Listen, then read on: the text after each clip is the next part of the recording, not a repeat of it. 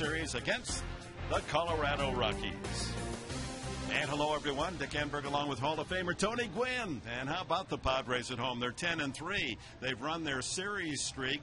5 straight series they've captured, and they're learning how to love Petco. Yeah, for a fan, it's fun to watch too. They're playing aggressively on the bases. They're getting tremendous starting pitching, solid bullpen. They're playing good defense. All those things that I think Padre fans have been wanting to see, they're getting a chance to see early, and they're seeing a confident team. They're playing with a lot of confidence and believe that they can compete against anybody.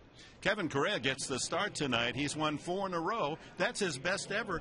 I was shocked to see in 10 years for a starting pitcher, the best that any Padre has done is 5 in a row. And Correa using a mixture of stuff, but he has not had the endurance. He's not been able to get beyond the 6th inning. Yeah, just early in the game, he seems to have a little bit of trouble of, getting the ball down in the strike zone. But once he gets the ball down, I think that the reason why he's having so much success is he's a lot more confident now in his other pitches. He's been able to throw the breaking ball, the off-speed pitch, the changeup, along with a pretty good fastball in the strike zone, and he's pitching with a lot of confidence. And I think that's, to me, is the biggest thing. He's been around for a little while, and last year I think he got kind of over that hurdle of believing in his stuff, trusting his stuff, and I think that's what you're seeing right now is a guy who's trusting his stuff. He goes for 5 in a row tonight. Let's look at our pitching matchup as we're ready for this first of 3-game series. Ubaldo Jimenez, a no-hitter a couple of weeks ago, looks for his 6th win. Look at that ERA, a minuscule 0.79. And for Kevin Correa, 4-1. He is part of that tremendous pitching staff that has been able to shackle opponent after opponent. And the pitching matchup, of course, is brought to you by Papa John's. Better ingredients, better pizza. Papa John's. The veteran Kevin Correa, throughout much of his career in San Francisco, was he a starter? Was he a reliever? Where did he belong? Well, he found that answer last year in San Diego, a top starting pitcher.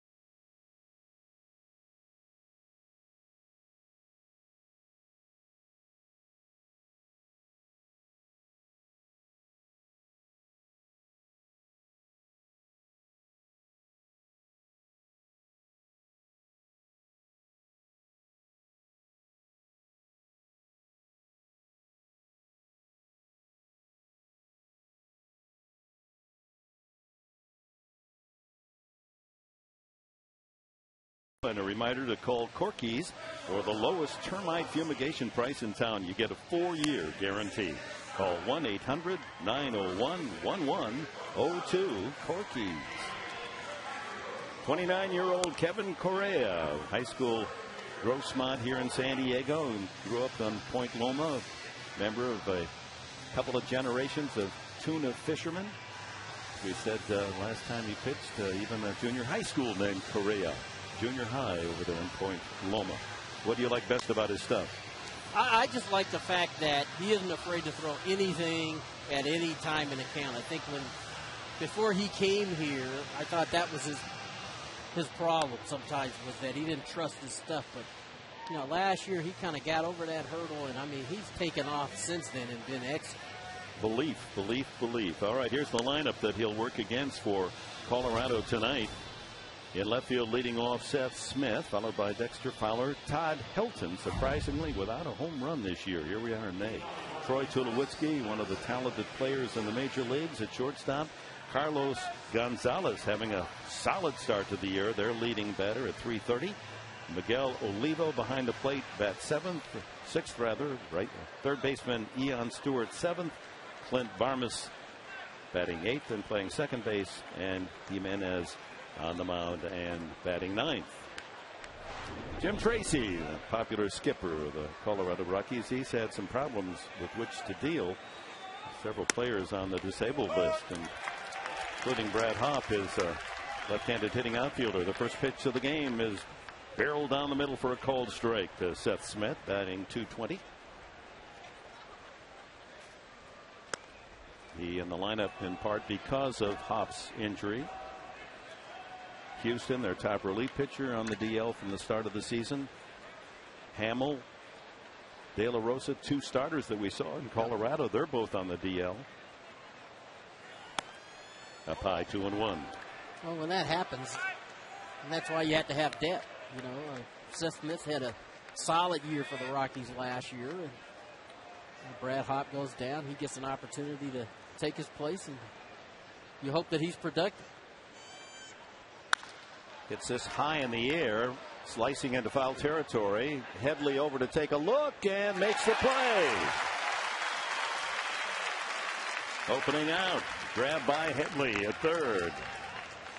That's a nice play by Chasey. You see him running towards the stands, got a good feel for where he was able to make a nice play. Chase gave chase, huh? Yes, he did. Got the out. All right, here is center fielder Dexter Fowler, batting .256. Leads the team in triples, 24-year-old Georgian.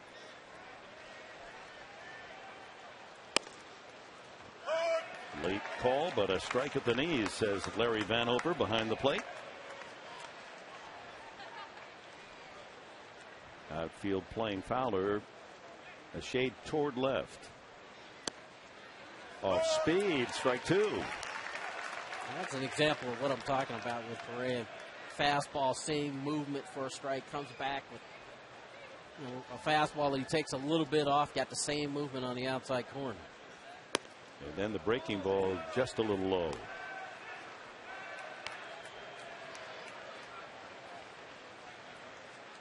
So the Padres and Colorado's meeting for the second time this year up in Coors Field. The Rockies took 2 out of 3.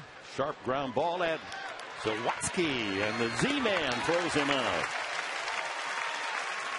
Zawatsky, who made his major league debut at second base yesterday. And here's the Padres defensive lineup, brought to you by Tiger Turf, the world's best-selling synthetic turf. Visit mytigerturf.com today. Headley, Zawatsky, Eckstein, and Gonzalez around the horn, with Scott Hairston in left, Tony Gwynn in center, and Will Venable, the right fielder, tonight. The battery of Correa and Torrealba. Torrealba, the former Rocky catcher. Todd Helton, first ball hunting. He sends this one into foul territory. Headley got another chance. He tries to dive in. Did he get it? No. Just out of his reach. Good hustle, however, rewarded by the fans there behind the Rocky dugout.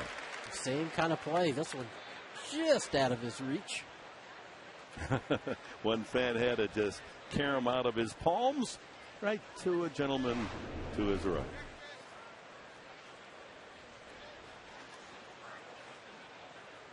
Oh, and 1 to Helton. Another foul out of play.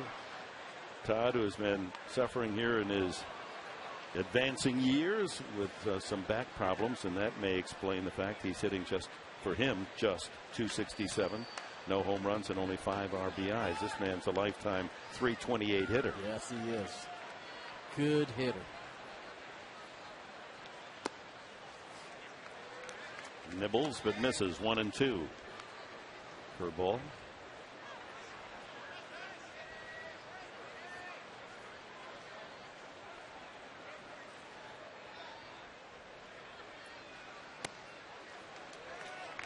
Runs that fastball outside. 2-2. When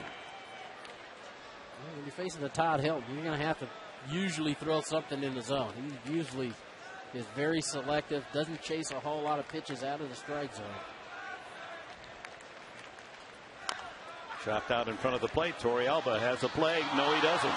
Can't pick up the ball. It'll be an error on the catcher. Torrealba had plenty of time. Hilton doesn't run that well. You see, he pops out and tries to barehand it, and it just doesn't go in his hand, and that will effectively end the play. See, he had plenty of time to get Hilton out. That, of course, is you little leaguers well know that's the play. You have to field it with your bare hand. A play like that as a catcher. Don't get that mitt in the way and mess it up. So with 2 outs, Helton at first for Troy Tulowitzki, batting solid .310. Has 1 home run and 13 runs batted in. Former All-America, 2-time All-America at Long Beach State. 2-0. And right fielder Carlos Gonzalez, Cargo, the 24-year-old outfielder, having a big season, is on deck. He's got such good size for a shortstop. He reminds me of Jeter a little bit physically.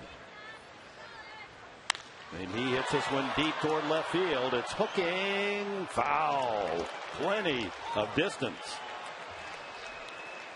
Only about 10 feet foul. Well, Correa fell behind 2-0. Challenged him with a fastball, and Tulowitzki just a hair out in front of that. Looks it foul. I remember him at Long Beach State, Tulowitzki, and wasn't nearly as muscular as he is now. But you could tell defensively he had the skills to be an outstanding shortstop. Hits this one softly on the infield. Actually, Correa was going to catch him. But Headley calls him off. You won't get a softer out than that off Tulowitzki's bat. An error by the Padres. The no score in the top of the first.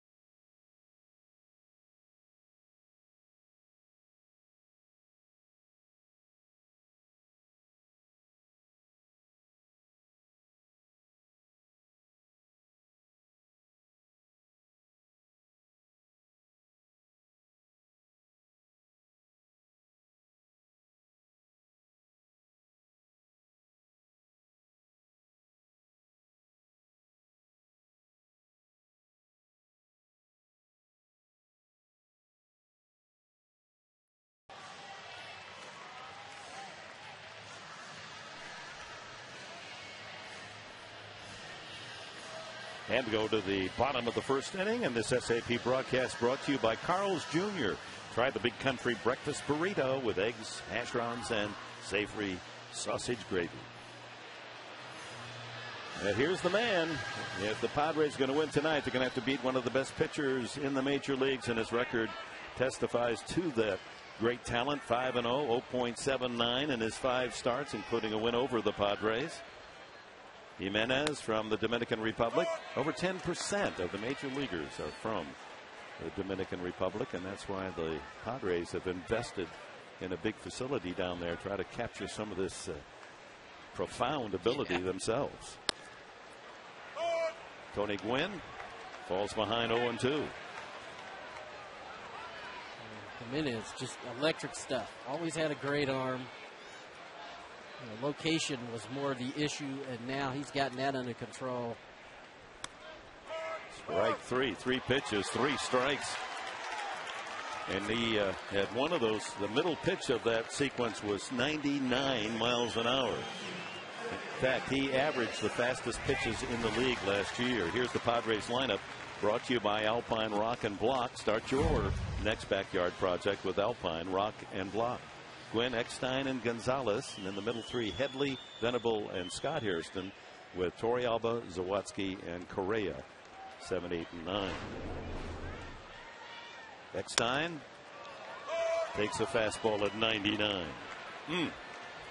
And he's so effortless. Yeah, I was just going to say, I mean, there's just not a whole lot of effort into these. 101. And that's just paint on the outside corner, and at 101, there's not a whole lot you can do with that. Fans, you heard them react when it went up on the scoreboard. Finally throws the ball out of the strike zone at 100, and that had some run on it. And that's the thing. He can work to both sides. Left-handers, that ball starts in and runs back over the plate. Ooh, he hits him with this one, and that cannot feel good. It was off speed, 82 miles an hour. Thank goodness not one of those fastballs. And wincing, Eckstein goes to first.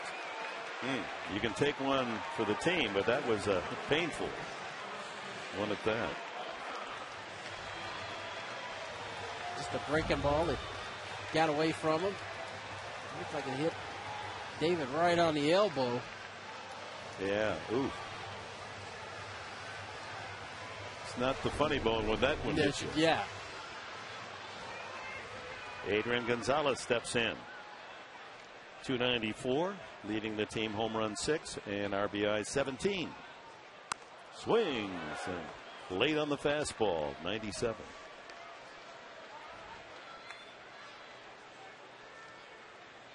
Gonzalez loves to play at night. His nighttime batting average is 395. Change up outside. That just seems unfair right there. I mean, 101 with the fastball, and then you back that up with an 87 mile per hour changeup that has the same kind of movement that the fastball does. Swing and a miss. 1-2. His changeup is the same speed as a lot of pitchers' fastball. Exactly. And it's not a straight change. It's got a lot of sink to it. Swing and a miss, strike 3. Overpowering Jimenez to open this game. Here's a look at the Colorado defense.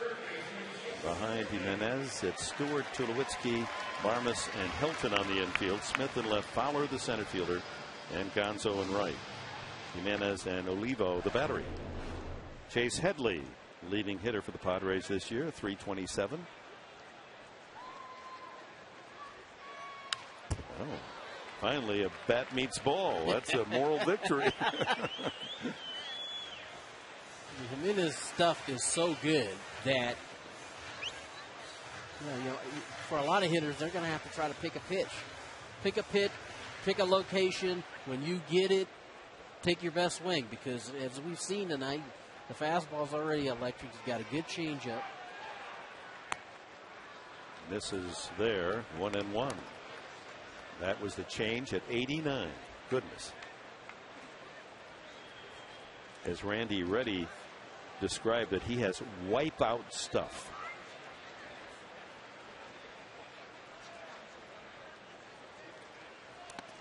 In the dirt. Curveball missing, 2-1.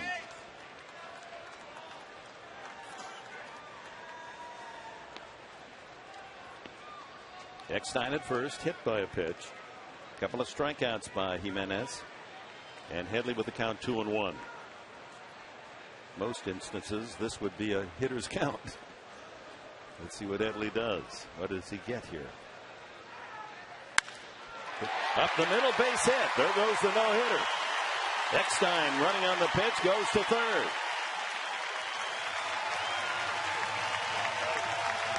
First and third in the first inning, and Padres with a chance for the early lead. Well, you pick your pitch, pick a location. You got the fastball, 2-1.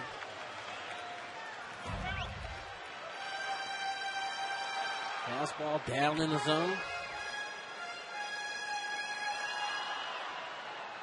Movement back over the middle of the plate. Kicks it into center field. Eckstein gets to third, and first opportunity of the night.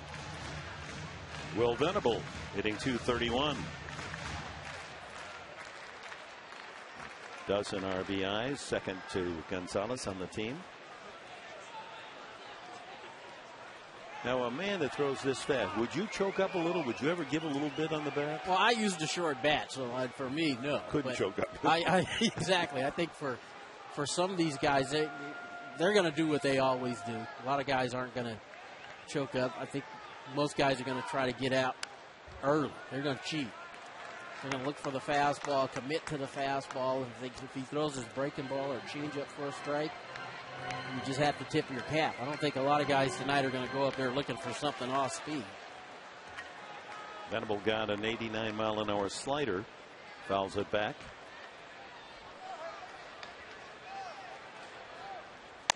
Oh, man, that is just sounded fast. 99. And they say Venable went around. Third base umpire Jeff Kellogg. Well, you've got to be quick to catch up with that kind of speed. So if you decide not to go all the way, it's hard to hold back. Well, this is one of those guys that you're starting to see a lot more of in the big leagues, where when they throw that hard, you have to commit to the fastball. Ahead on the count, 2 strikes. And the scouting report coming into play there as Headley has 8 stolen bases, and so they're keeping an eye on him. Eckstein over at third. 2 out here in the first.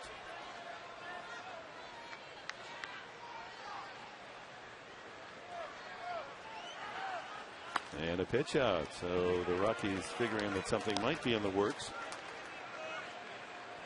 Good place to use the pitch out. Rockies been paying attention. Padres lead the National League in stolen bases. And figure if you got a chance, you're ahead in the count, you want to try to get an easy out, you pitch out.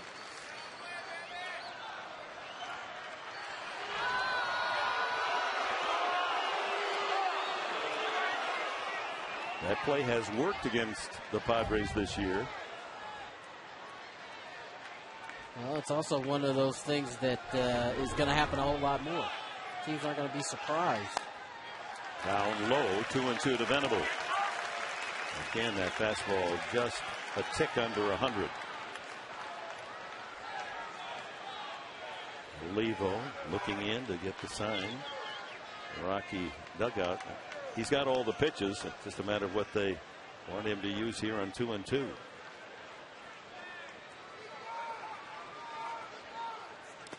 Checked his swing. It went around. He didn't check. Breaking ball down in the dirt, and Jimenez strikes out the side in the first. The Padres get a hit, lead 2. No score after 1.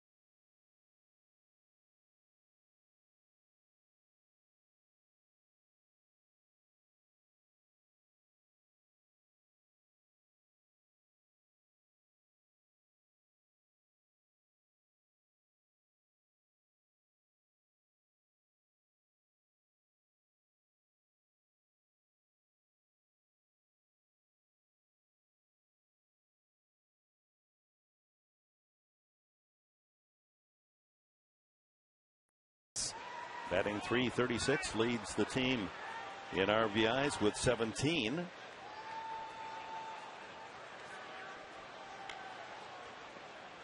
'24-year-old Venezuelan.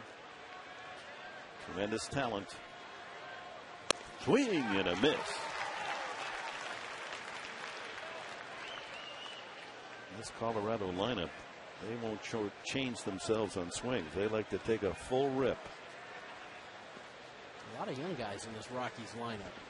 Talking to Don Baylor today around the cage. And he was talking about how hard these young guys are getting after it and trying to understand, how to have success on a consistent basis. And Gonzalez was the guy that he was really impressed with. He said he's using the whole field and works at his craft a lot. 2-1. There's Don Baylor. No one played the game harder than Don Baylor did.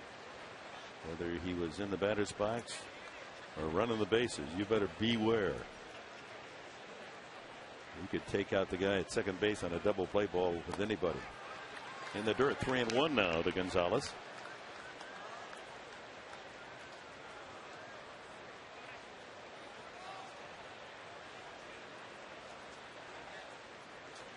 We were in Colorado, and his family from Venezuela, mother was able to come up along with the brother and see him play for the first time in the big leagues. He was just jumping out of his shoes. He was so excited. He did not go around. And it's a leadoff walk. Well, the fans unhappy because Venable had a couple of check swings called strikes, but you judge for yourself. Does he go around?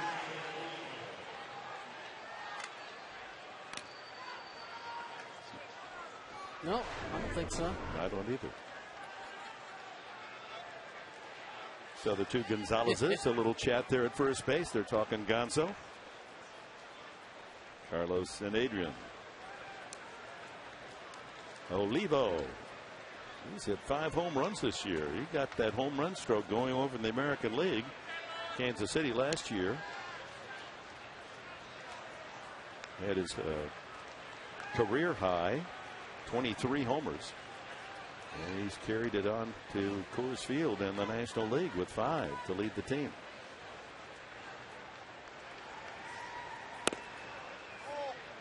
And he's taken over the everyday duties as the Rockies catcher now. Seen Ionetta down to AAA. And Olivo swinging a bat good, and it'll be the everyday catcher. Infield looking for a double play chance.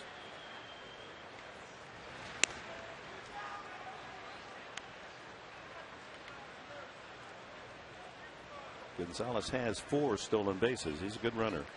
There it is, 4 out of 6. I think Correa's thinking the same thing that we were talking about last half inning, and that is, if you can put a run on the board, that could be huge in a game like this. There he goes, and then he comes back. Pitch is called a strike at the plate. Pretty good bluff. Yeah, I think he was going, and saw the quickness of the delivery by Correa, decided to go back. It's the most stolen bases you had in the year, you remember? I stole 58, something like that. 58? Yeah, people are shocked. Is that a career number? That's my best season, 58. Oh my. Yeah. Foul back. We're going to check that. I know people do that all the time. I believe it was 58. And that's up there in the Wills in Washington and some of those fellows. Well, you go to school. I went to school like the Padre base runners are going to school. They're doing their homework and studying pitchers and trying to get better jumps. It's a total art, isn't it? It Within is. the art of baseball, the ability to steal a base. Everyone thinks that, well, you just have to be fast. Right. And you're going to take a beating because once they realize you like to run, you're going to be diving back to first base, and, sliding into second base and third base. Fouled out of play. I don't remember. Did you go head first on this one? No, never. I was feet first, but you still take a beating. How about your Aztecs kids? Do you tell them to slide head first? I try to tell them to slide feet first, but most kids today like to go head first. My son goes head first all the time too. 1-2 the count, and there's the pitch out by Torrealba. Well, we did our check. Our crack research team, 319 career stolen bases for our Hall of Fame brethren.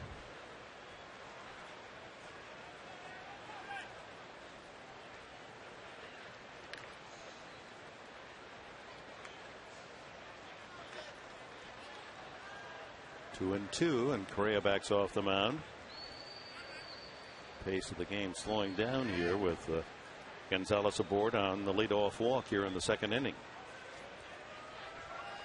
There he goes. Popped up. Is it playable? Gonzalez easing his way to the warning track. Can't quite reach in far enough.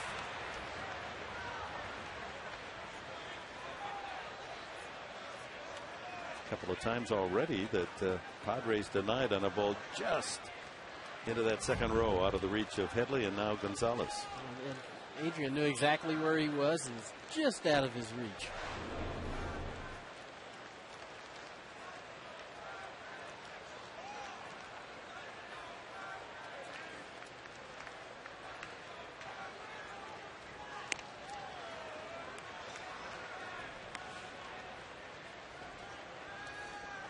There again, it's the test of patience here. You're willing to get your uniform dirty and dirty and dirtier and not lose the spirit of wanting to steal.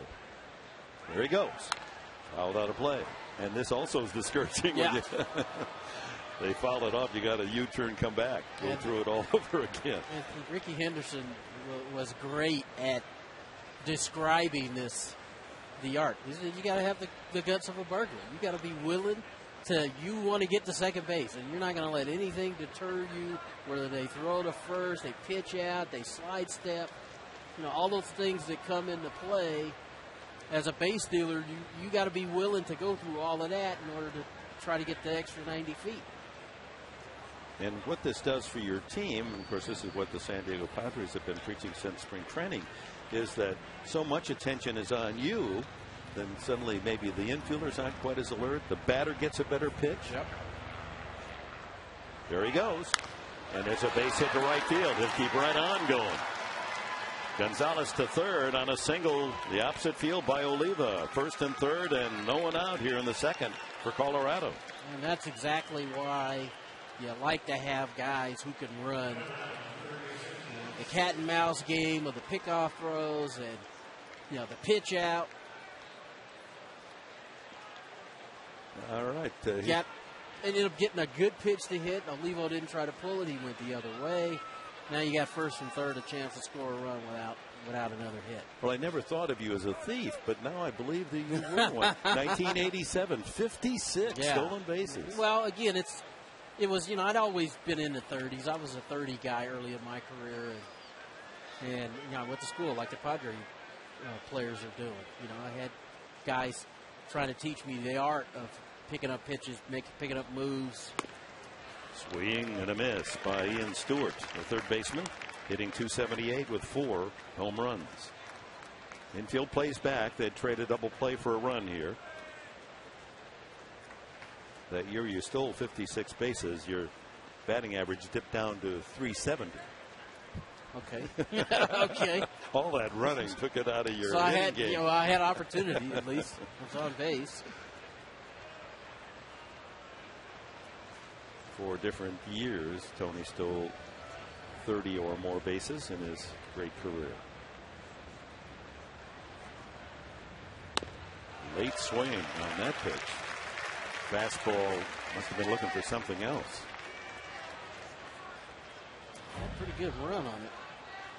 The ball tailing away from Stewart.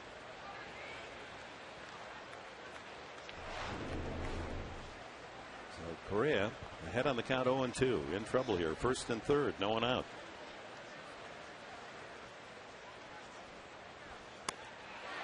Same pitch, but it misses the outside corner.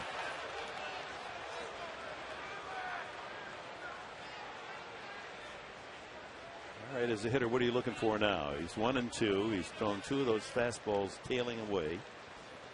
What would you be thinking? Well, at this point, you know, he hadn't thrown the breaking ball yet. He's thrown the tailing fastball. 2 strikes, you really can't afford to be guessing. So you're trying to anticipate something elevated so you can hit it to the outfield, give Gonzalez the chance to score. You know, obviously, Correa's looking for a ground ball. He'd like to get a double play. Like you said, he'd trade the run for 2 outs. But if he could get a punch out here, you know, he could have the same situation, maybe get out of the inning. So he's going to try to make a pitch here. There it is. A good changeup with a lot of downer on it. Strikeout. First for Correa. And that's a quality pitch. Starts in the zone, runs out. Stewart just trying to put the bat on the ball out in front. And now you're hoping you can get a ground ball here and get a double play, get out of the inning. Clint Barmas, the second baseman, hitting in the 8th spot in the order, under 200 on the season.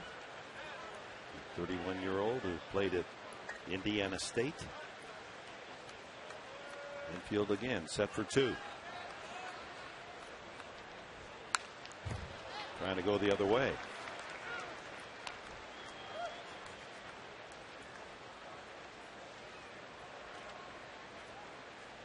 Pitcher on deck. See how that might change the thinking of the Padres here. That's on the corner. Paints the outside edge with a fastball. That's a great pitch right there. Fastball, a little tail back. Close enough. 0-2.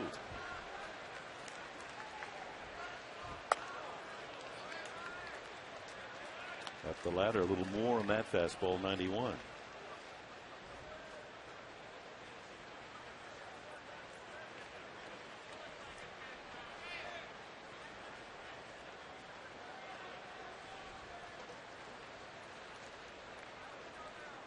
Shakes off a couple of signs, and he backs away.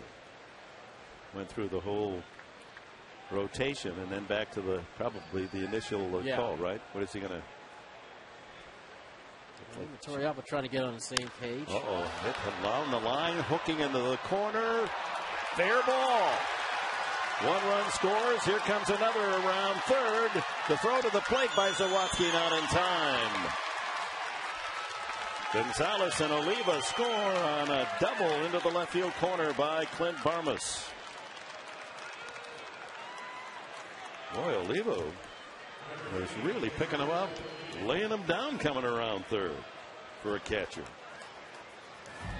Well, there was no question that this ball was not going to be caught, so Oliva's running on contact. And it's just inside the line. That's just what the doctor didn't order for the Padres tonight, to give Jimenez, who's been the stingiest of pitchers, an early 2-run lead. Jimenez is 2 for 13 hitting on the season.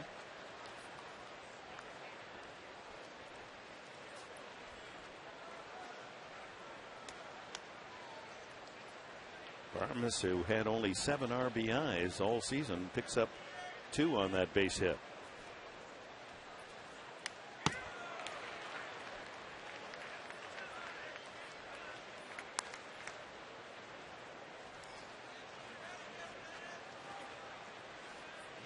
Doesn't look afraid. He's taking his swing. Couple of fastballs up in the zone.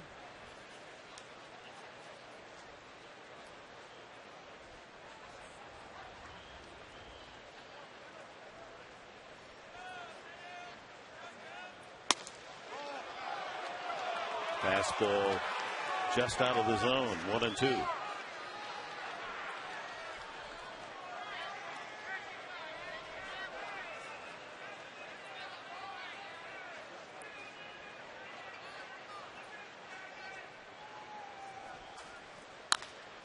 Chop to the right side. Gonzalez flipping to the pitcher Correa for the second out. Runner moves to third. So Barmes at third, top of the order, and Seth Smith, who fouled out his first at bat.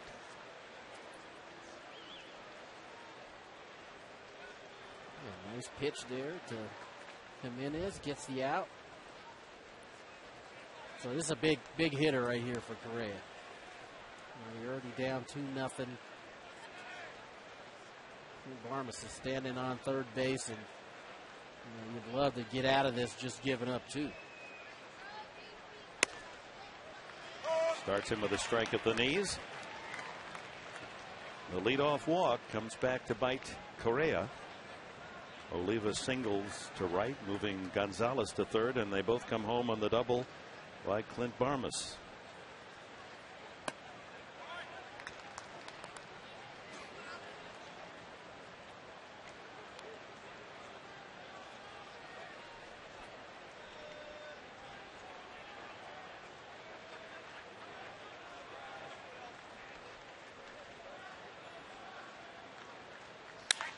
Pulled to Gonzalez, and the Gold Glove snares that, takes care of business, and the inning over. But 2 runs on 2 hits, a man left for the Rockies.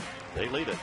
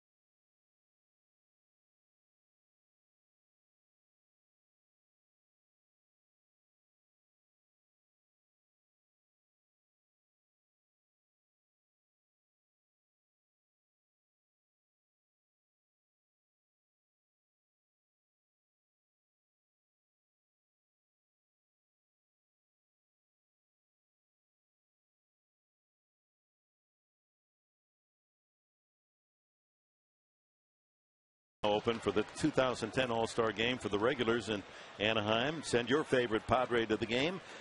Visit Padres.com. Cast your ballot now for 2010 All-Stars. Vote early, and you can vote often. Vote today at Padres.com.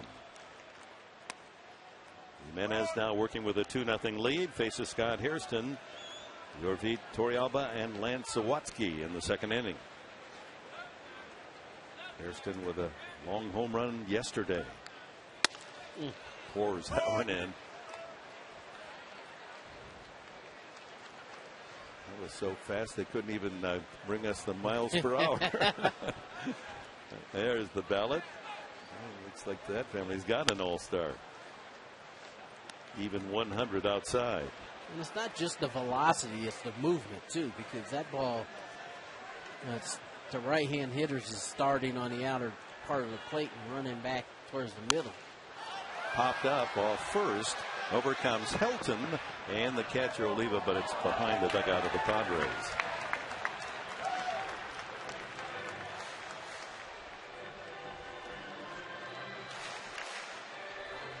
A ball and 2 strikes on Scott Hairston. He certainly seems to enjoy hitting here at Petco. Delivered so many big hits.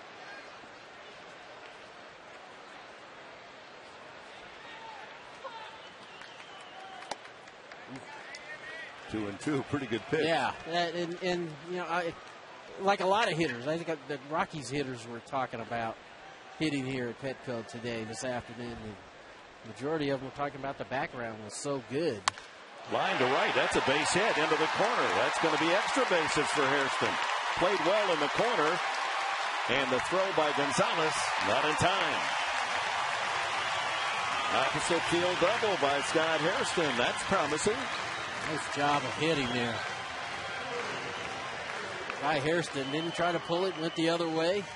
Got a fastball up in the zone. And he just goes with it. Lines it to right field. Gonzalez made a nice play playing to carry him, too, with a strong throw to second. But good hitting in this ballpark. Gonzalez has a good arm, but the man he replaced, Brad Hopp, has a cannon, and that might have been really close had Hopp been out there. But he played the carom perfectly. So Hairston with a 2-0 lead. Colorado aboard with no one out, and Yorvi Torrealba steps up, batting .290. He knows the stuff of the man on the mound. He was his catcher last year. And Jimenez won 15 games to lead the Rocky staff.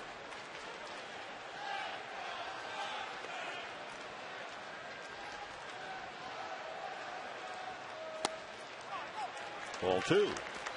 Missed with a slider, 87.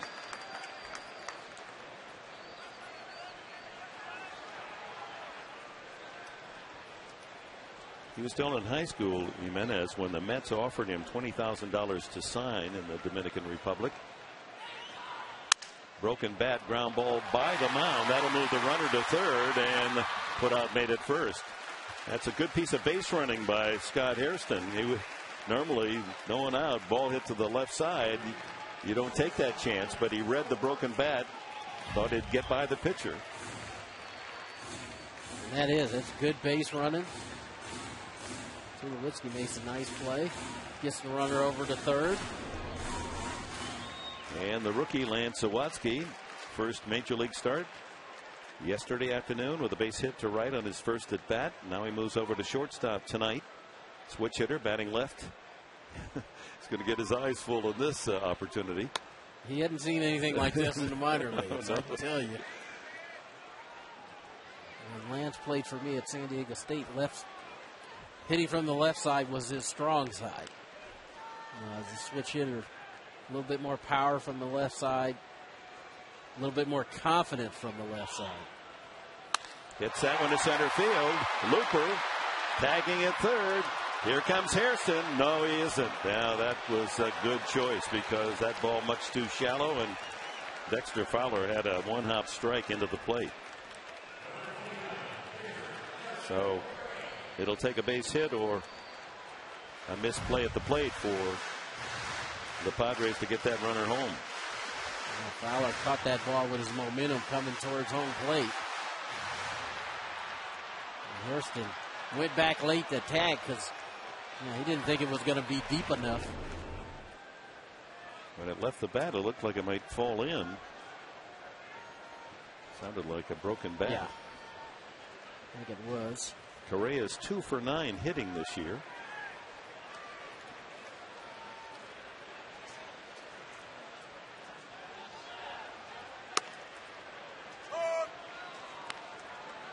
.99-mile-an-hour strike to start him.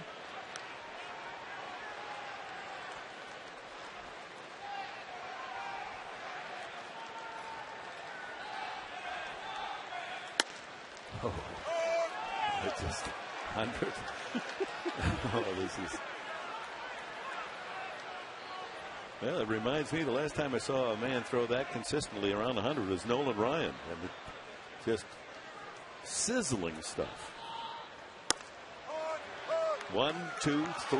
Fastball, 99, 100, 99, and you're out of there. And the Padres waste a leadoff double. 2-0 Colorado.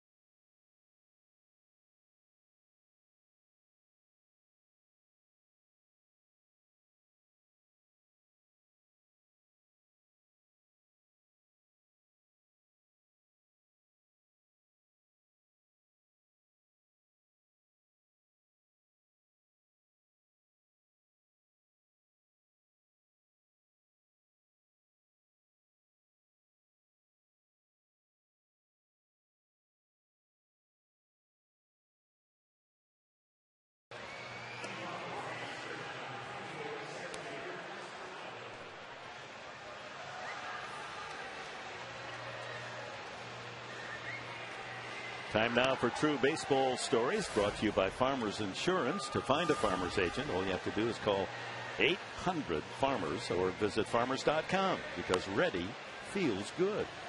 On this date in history, May 3rd, 1936, a fellow from San Francisco, this kid Joe DiMaggio, made his major league debut and offered a portent of his future in the big leagues. 3 hits as a rookie in that first game. Joltin' Joe, the Yankee Clipper. And here's some footage from 1941 when he registered that 56-game hitting streak. Little production value there, black and white. Into the 3rd inning, it'll be Fowler, Helton, and Tulowitzki for Colorado. Fowler grounded sharply to short his first time up. 2-0.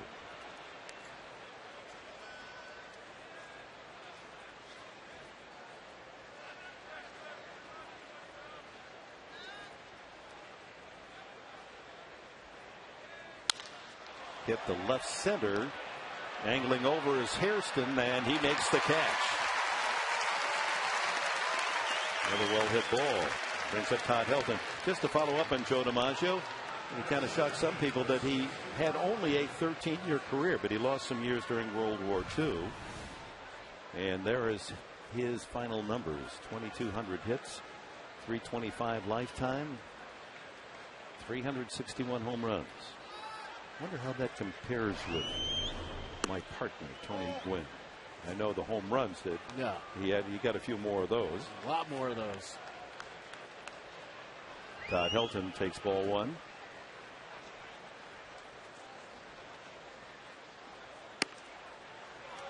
One and one. You're seeing those numbers, 1,500 RBIs in only 13 years. So he was doing some serious hitting. That's a good way to look at it, isn't it? He's averaging well over 100 a season. It's about tops for Kevin Correa, 91 miles an hour, 10 miles an hour less than his opponent. That's a big 10 miles an hour. The glove doesn't sound the same. Does it? No, it doesn't. Line drive right through the box into center field, and Helton has a 1-out single. Well, here is Joe DiMaggio, Tony Gwynn, 2 Hall of Fame hitters. Tony with 3,100 plus hits in his 20 years. Batting average 13 points higher. Never thought of yourself as a home run hitter until Ted Williams got a hold of you. Exactly. I remember that conversation. One of the interesting things about Joe DiMaggio, I always found when you talk to Ted Williams about it, because Ted Williams loved Joe DiMaggio. Tulowitzki fouls it away. And he talked about that. I asked him, I said, Mr. Williams, the year you hit 400, 1941, you weren't the MVP. Were you upset about that? And he said, no, Joe DiMaggio hitting 56 straight. He was a great player. So, no, I wasn't upset. But, hitting 400. and you're not the MVP. And you're not the MVP. That's a tough year. Yeah. Chop to third. Headley has to go the long way and gets Tulowitzki as Helton moves up to second. Well, Williams had to swallow hard, because in the balloting for most valuable player, here's Ted Williams hitting 406, Joe DiMaggio 56-game hitting streak. I mean, it's tough. Which one do you want to vote for? Well, there were, as I recall, at least one, maybe 2 writers who didn't even put Williams in the top 10. So they punished him because they didn't like him. He didn't get along with the Knights of the Keyboard, as he called them. And that bitterness may well have cost him the MVP award, but walked away and took it out on the pitchers the next year. Yes. Well, actually went off to serve in our country the next year, 42. How fortunate you were. I mean, you're privileged to do so many things and do them well, and we were excited to be able to follow your career, but to be able to really get to know Ted and talk your craft with, I think, the best hitter ever. Well, that was one thing everybody in Major League Baseball used to talk about all the time. They knew that I, I'd studied and did video, and Joe Morgan asked me one Sunday afternoon in Cincinnati, had I ever had the opportunity to talk to Ted Williams, and I said no. And he said, would you like to? And I said, yes, of course. Swing and a miss. Hefty cut by Gonzalez. 0-2. I just never thought his words were going to have that big an impact on my career. It was just unbelievable. Well, you wanted to talk hitting. You better sit down. You've got a couple hours. You're going to be listening. Yeah, he didn't want to be disturbed about anything else either. 0-2 to Gonzalez. On the inside corner, strike 3. No runs, a hit, a man left at second, and the third for Colorado coming up for the Padres, the top of the order and the bottom of the third.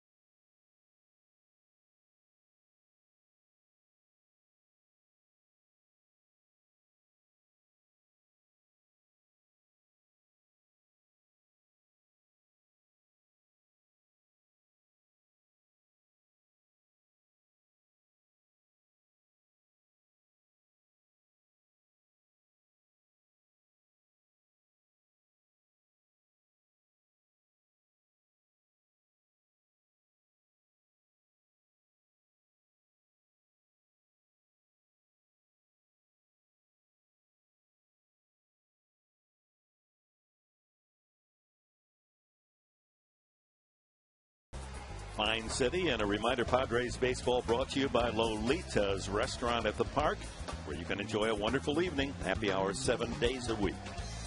And by Irving Hughes. Life is a lease, so negotiate well.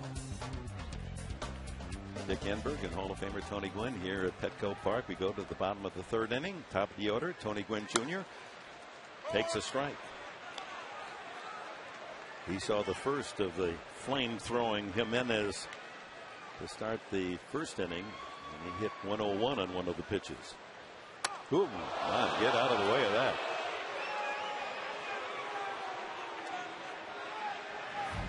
Looked like he just held on to this one a little too long. Looked like he got the umpire's foot.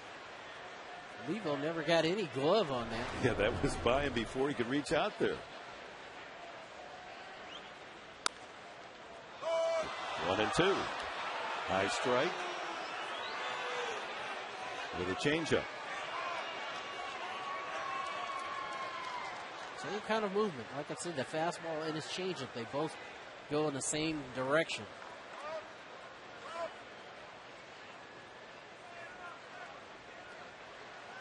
Fastball's been, right 98, 99 miles an hour.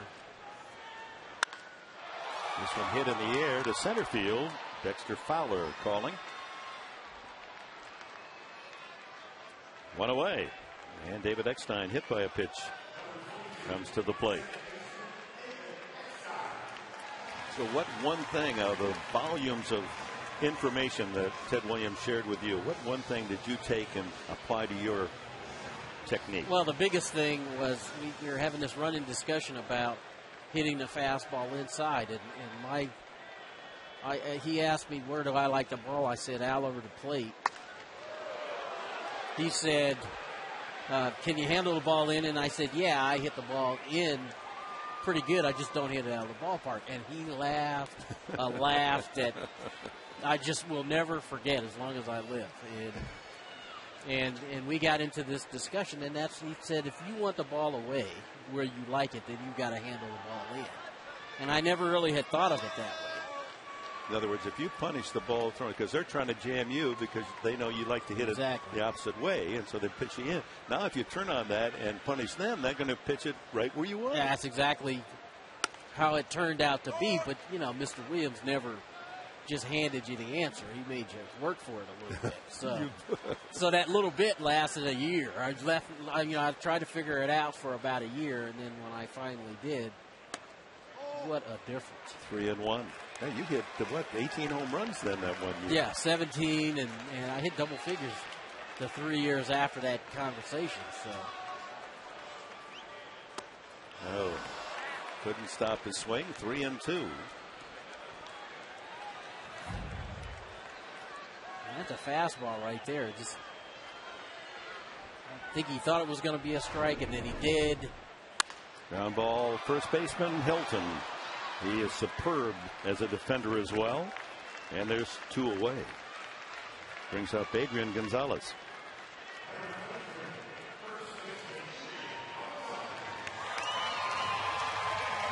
Yeah, the thing about Ted Williams, I always found amusing when I was with him, when he asked a question, it wasn't ever because he wanted an answer. He wanted to know that you knew the answer. Exactly, yeah. And then you went from there. Well, he took great pleasure, I think, in watching me squirm because, at the time, I was 31, 32 years old, so I'd had some time in the big leagues. Foul back by Adrian. And you'd have thought I'd been pretty comfortable with the answers that I was going to give, but that first interview with him is on TV, on DVD somewhere. Just look at my eyes because I was petrified trying to talk to him. And he loved the fact that he'd love to see you squirm with the answer. He was a hitting god. Oh, his favorite was, why does a curveball curve? What do you think makes a ball curve?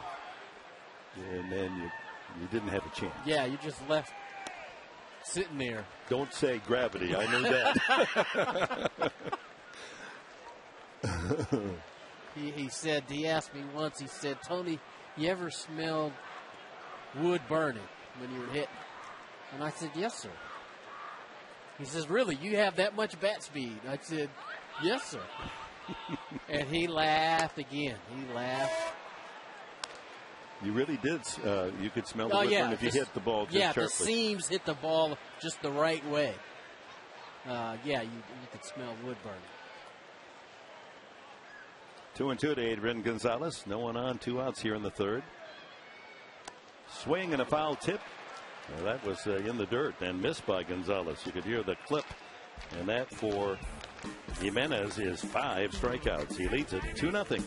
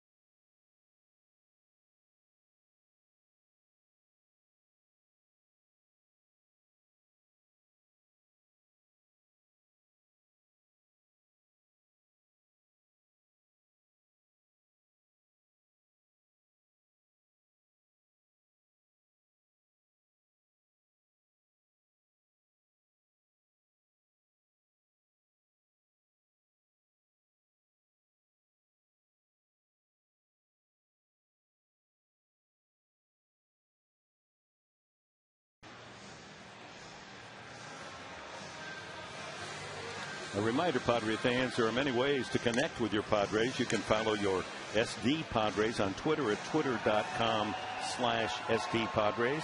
Become a Padre fan on Facebook at facebook.com/Padres, or read Friar John's blog for all the latest team news at Padres.com. Don't miss any of the action. Stay in tune with the Padres. Kevin Correa goes to the fourth. Olivo, Stewart, and Varmus to bat for Colorado. Curveball in for a strike. Olivo with a single in the second following the leadoff walk to Gonzalez, and they both came home when Clint Varmus rifled a line drive double into the left field corner.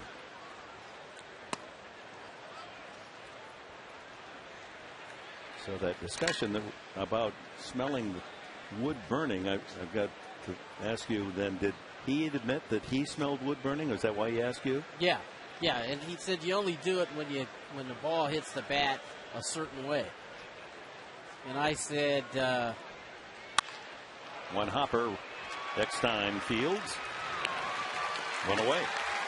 And I said the only time I smelled is when I foul a ball off, not when I hit a ball square. It's when I'm underneath a ball or on top of a ball and it hits the wood. The seams of the baseball hits the wood a certain way, and then you smell burnt wood. And again, he laughed. He just laughed. And I'm trying to figure out all the stuff that he was talking about, but ultimately he said it comes down to you got to have bat speed to generate. You have to generate enough bat speed to have the seams of the baseball give you that smell. And he always ragged me because I used a 33-inch bat. He thought that was, entirely too small for me. But what did he use? He used a 35. Ground ball to the right side. Nice play by Eckstein. 35-33. And when I went to the Hall of Fame in 2007, I went to the in the Hall of Fame room where they have all the bats, and picked it up, and it takes a strong man to swing the bat he swung in the game. So it was a 35. 35-33. 35 being the 35 length? inches, 33 ounces. And you were 33-33? 33-31. Oh. Luffs the bunt, does Varmus, who is the hitting hero for Colorado tonight with that 2-run double.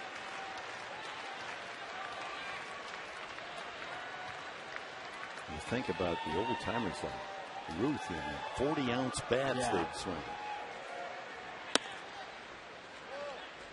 How'd you like to get that going against Jimenez? Yeah, I sit here and I wondered that exact thought, Dick. Is guys back then, could they? Were there guys throwing 100 miles per hour back then? I would think there were pitchers throwing in the mid-90s. I mean, Bob Feller comes to mind. Everybody talks about how hard he threw. And there were guys swinging 40-inch, 40-ounce bats. That is amazing. Lumberjacks. 1-2 to Varmus. 2 outs, no one on in the fourth. Colorado leading 2-0.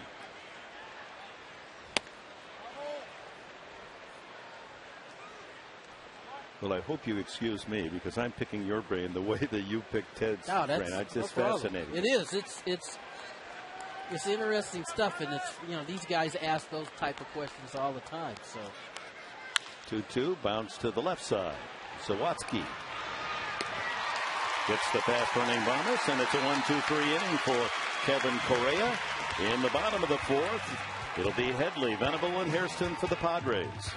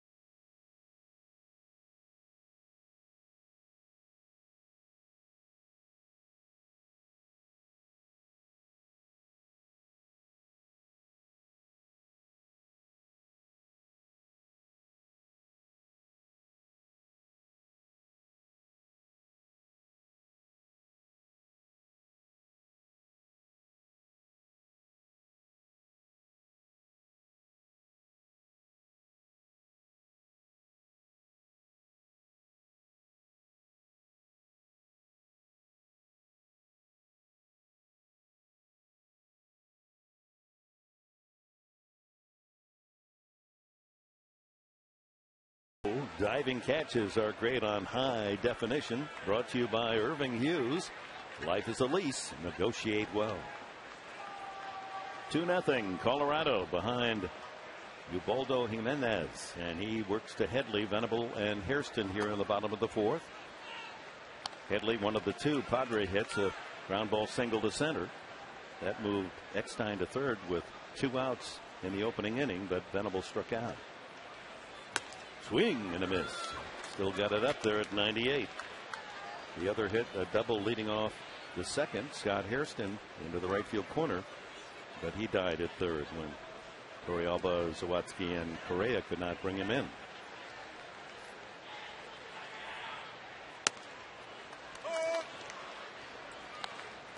Took something off. Is that a 90 mile an hour? For our changeup. Come on. Investigate.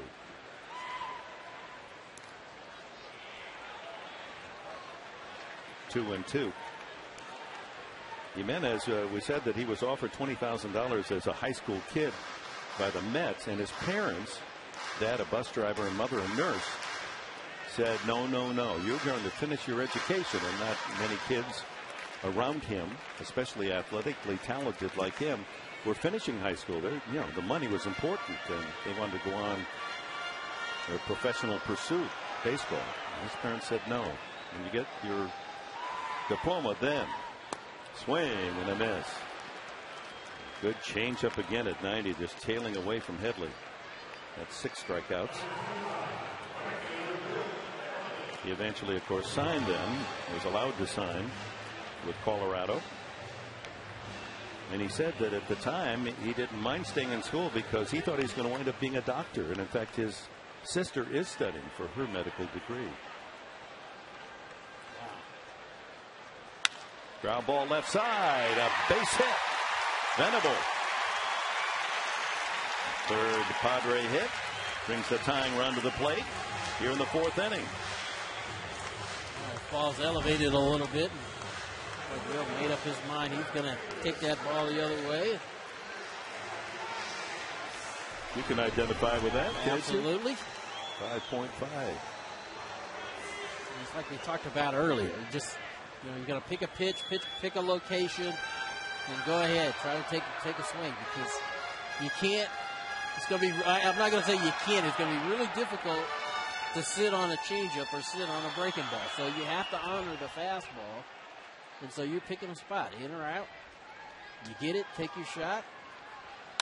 Hairston with a double, his first trip. And a nice catch made by a fan from Oceanside. Clean play.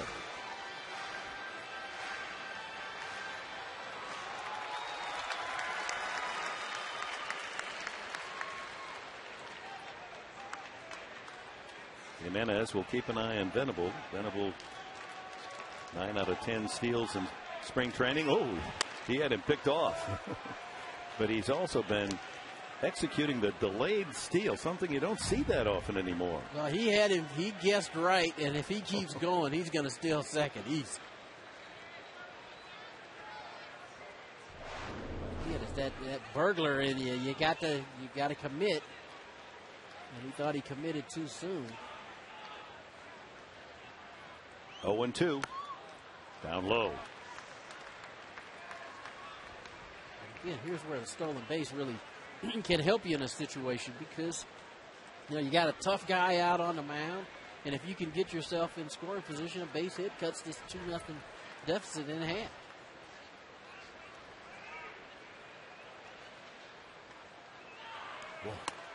Strike 3. The snap throw, not in time. Oliva.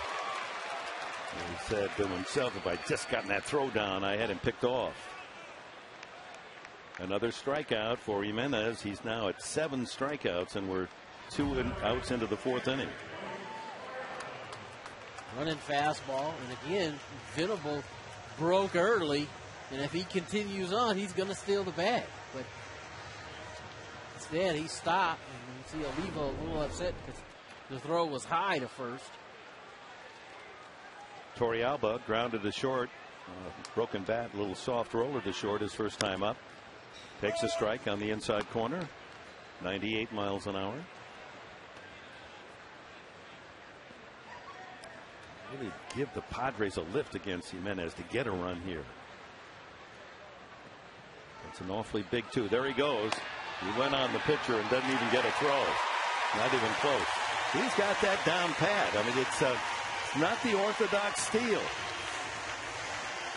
It's something that he's seeing, though. I mean, he's broken before he started his delivery to the plate all 3 times, and he's still second without a throw. Another King Stolman stolen base, his 7th of the season, one behind Chase Headley. 1-1 to Torrealba. Base hit here, cut into that 2-0 advantage.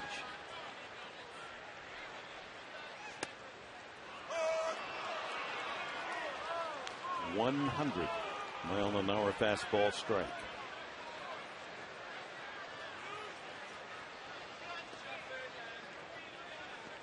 .62 pitches thrown by Jimenez here in the 4th inning. In the dirt. Nice block there by Olivo, too. That ball, we recognized that ball was going in the dirt quickly, and watch the job he does of just smothering that ball, keeping it right in front.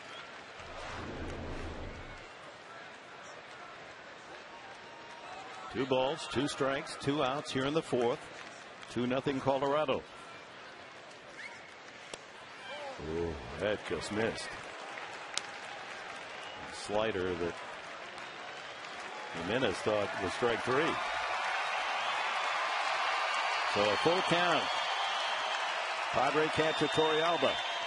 Venable out at second base.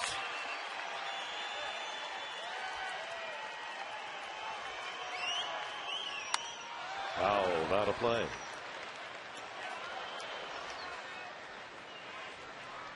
Looks like Torrealba took a shot at trying to go to right field there with that ball that was up in the zone.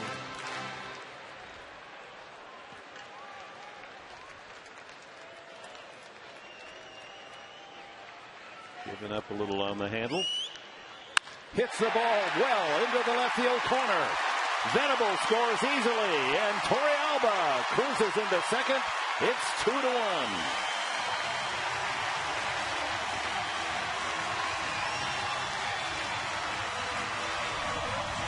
Nice job of hitting there.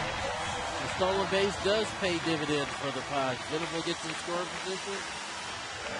Torrealba rifles one into the left field corner. Pitch track had that ball inside, but Torrealba turned on it. As he drives in his 9th run of the season, cutting the lead to 2-1, and he's in position to tie it as young Lance Sawatsky steps in. And Olivo's going to go out and have a little meeting with his right-hander. That ends 25 2/3 innings of scoreless pitching by Jimenez. Now his reputation in the past was, and he gets a little trouble and he really gets to it. He takes it too seriously and would put himself in a slump. But they said starting last year, he just seemed to find that confidence that, hey, I'm too good for that. And is he ever? Yeah. I'm sure Olivo reminded him that pitcher's on deck. So, as a rookie at the plate, you don't have to pitch to him. You can put him on and take a shot at the pitcher. 2-0. 3-0. And it appears that this is one of those unintentional or intentional walks. Correa, the last time he was up, had a runner at third and 2 outs. He called out on strikes. All right, would you give him the green light, the kid? I wouldn't, but. And it is ball 4. So they weren't going to give Sawatsky anything that he could hit. So 2 on, 2 out. And it's up to Correa to do the job himself. The good thing is that pitch count is starting to climb here. We're in the 4th inning. We're on 70 pitches now. first walk from Jimenez. He did hit David Eckstein. Correa, he's got a couple of hits and 10 at-bats this year.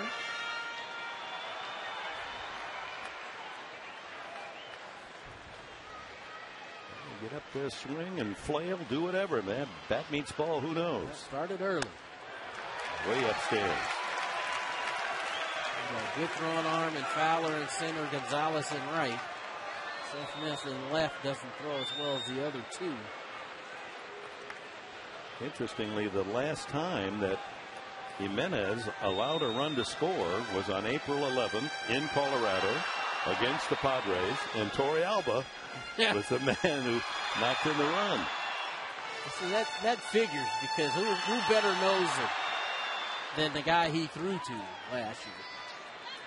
And even in that last at bat, he fought off a good pitch and then ended up pulling one. Ground ball, he hit it well enough, but right at the shortstop Tulowitzki, and that's it for the Padres in the fourth. But they get a run back on a couple of hits, a single by Venable, RBI double Torrealba. It's 2-1.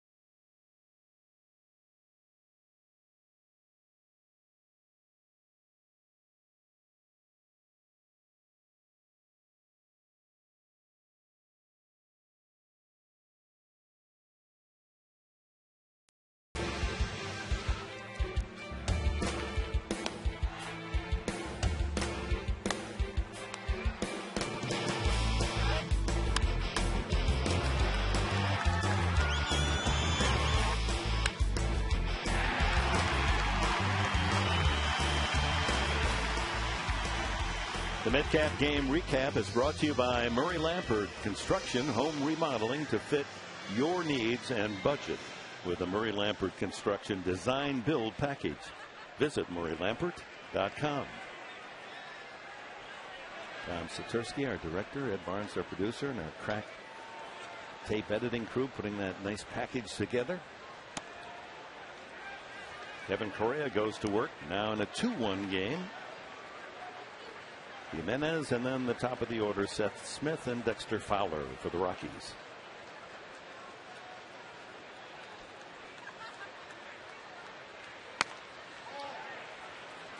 Looked like Correa loaded up and gave him the best fastball he had, 91, that he missed.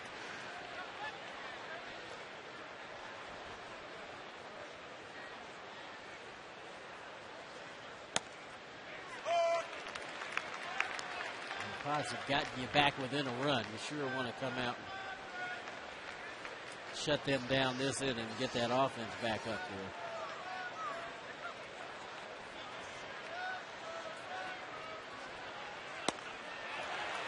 92.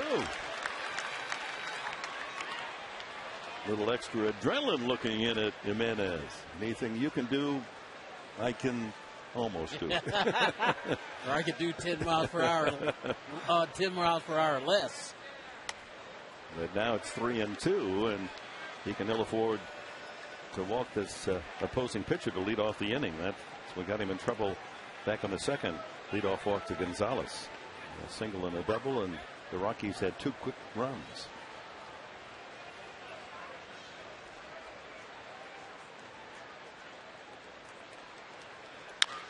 chopped and a tough play. Headley charges from third, gloves and gets him. Jimenez not exactly racing down the line. Well, Padre games are always more fun, you know, with friends and family and co-workers and groups as small as just 20 people can experience a Padres game downtown. Enjoy big savings over gate prices, and you get a scoreboard welcome for your group and much more. Petco Park also offers exciting group facilities to fit your specific needs, so reserve your group tickets by calling 619-795-5555. One out, top of the order, Seth Smith. It's 4 straight ground ball outs thrown by Correa. Gives you an idea what kind of stuff he's throwing. Keeping it low. And he starts Smith with a strike. He's done a good job. He's struggling a little bit with his location early in the game, but he's settled in. He's been pretty much down in the zone. Big break on that curveball. Still mixing his pitches up. Big break on the breaking ball.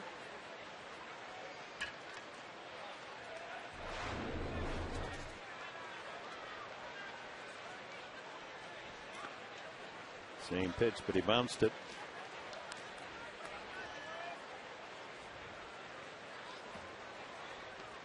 Game 2 tomorrow night. It'll be Wade LeBlanc, 2-0 for the Padres against Greg Smith. His record 1-2. And then it's Richard against Cook in the final of the homestand on Wednesday night at 7:05. 1-2. Change up down low.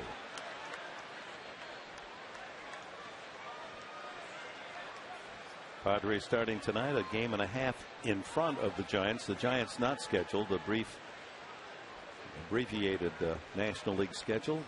Arizona the only Western team playing, and they beat Houston 9-1. Swing and a miss, strike 3. Got him with a high fastball. 3 strikeouts for Correa. Nice job again by Correa after a couple of breaking balls down in the zone, challenging him upstairs. You see that fastball. I think he can get on top of it, but it's a tough pitch to handle. Throws it by Smith. So Dexter Fowler digs in. He's hit the ball hard twice. Ground out to short and a line drive to left. Fouls that off Torrealba's mask.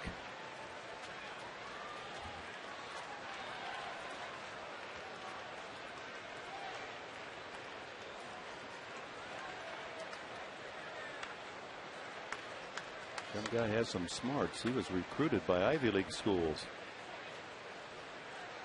Nope. Skip rope on that fastball inside.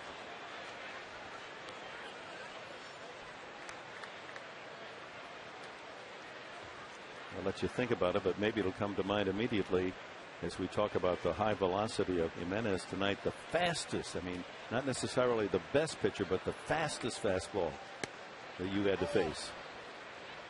I would say Nolan Ryan still. Randy Johnson was, to me, like Jimenez, 199, occasional one-on-one. He was a tough guy, but Nolan Ryan consistently, even at 41, 42, 40, he was still rushing it up there, 96, 97 miles an hour. Is it true that when you get pitchers throwing at that speed, you can really hear the ball singing? Yeah. Yeah. And it's not a sweet melody. It's not. It's really not. Obviously when they throw from the same side that you hit from, that makes it uncomfortable too.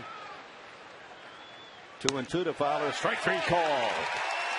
Another good inning from Kevin Correa. 1-2-3. The Rockies go. We're at the halfway mark in this one.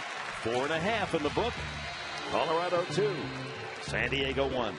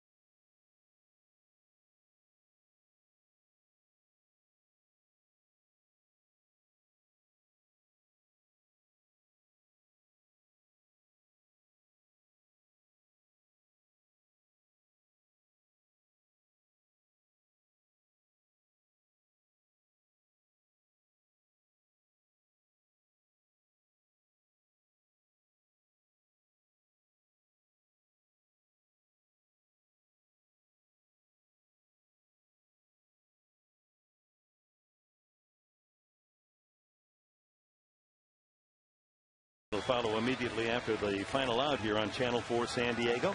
Sequan Casino, San Diego's vacation getaway.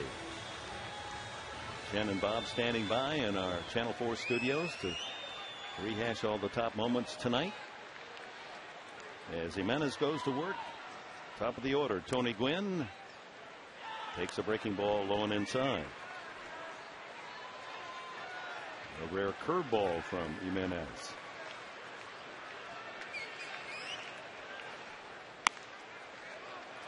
2-0. Tony is struck out and flied to center. Trying to work his way on here. A dangerous base runner. There's a strike. 97 miles an hour, but saw the movement. Yeah, the late movement. I mean, that ball started in off the plate and it ran back on the inside corner. 3-1. David Eckstein, Adrian Gonzalez to follow here in the bottom of the 5th inning. Rockies 2, Padres 1. Foul back.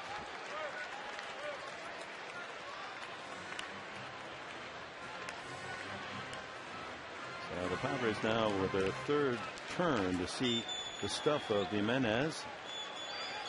If it's possible to fathom how to make contact with that fastball.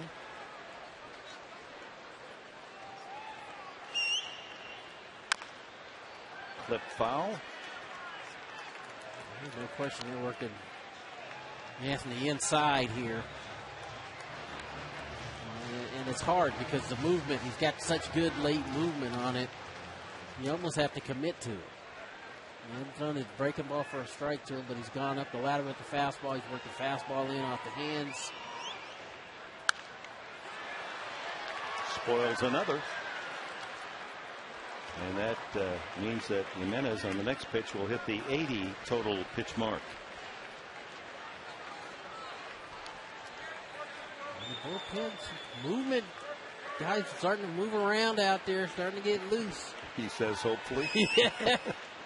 Ball 4. A big at bat for Gwynn. He works Jimenez for, that's really in essence his first walk. He did walk Sawatsky but pitched around him, didn't give him a strike. You want to know what a 100-mile-an-hour fastball looks and sounds like? Here's 4 of them.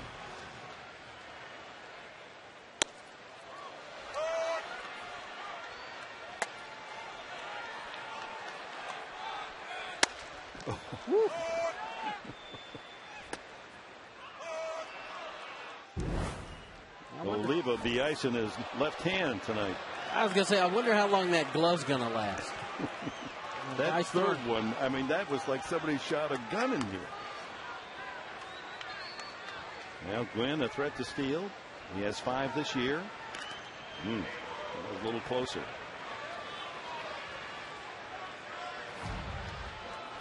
And Padres are seeing something that Jimenez is doing. That's the 3rd time tonight that they've broken early.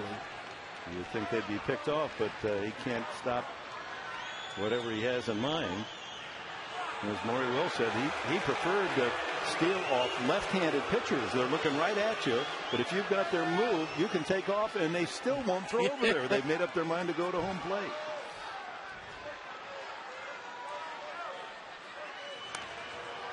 Well, he's measured his lead. He knows exactly how far he can go. 5 for 6 steal attempts on the season. Headley has 8, Venable 7, Gwynn 5. 29 total. Inside to Eckstein. It's a little different for Anthony because people know he's going to run. That's part of his game. Whereas for Venable and some of the other guys, it's going to be a little bit easier because you don't expect them to run.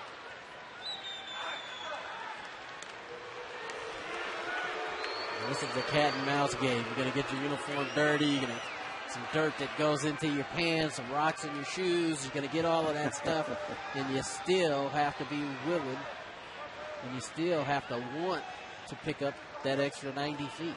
Eyes focused on the pitcher, never wavering, not looking at anything but his opponent, the pitcher. And meanwhile, with a concentration on the base runner, Eckstein has a 2-0 count building. I think you see that feeling of knowing that there's a runner on first base and the threat of him going is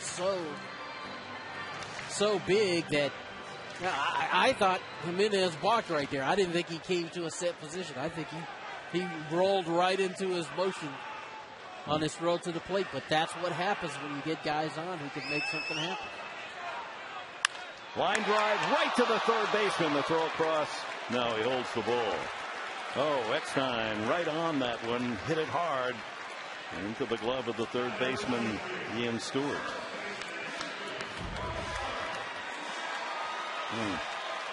Squared it up nicely. Right at the third baseman. Well, there's an example. The base runner creating an environment where, once he fell behind 2-0, that Eckstein got a good pitch to hit. Now Gonzalez up. The basic thinking in this situation, left-handed hitter, you don't steal. You want to keep Hilton pinned to the bag to give that hole on the right side. Colorado unable to use the shift in this situation. Ball one. Well, you saw 95 miles an hour and the movement on that ball down, and fastballs aren't supposed to drop too, are they? Well, and that works into the base runner's advantage here. You want to try to pick a pitch that's going to have some movement on it. It's going to make Olivo's job to throw him out tough. There's a strike on the inside corner. 95. Of course, another advantage to a pitcher Jimenez with his velocity. That ball's getting up to the catcher a lot quicker, so it isn't as easy to steal. Yeah.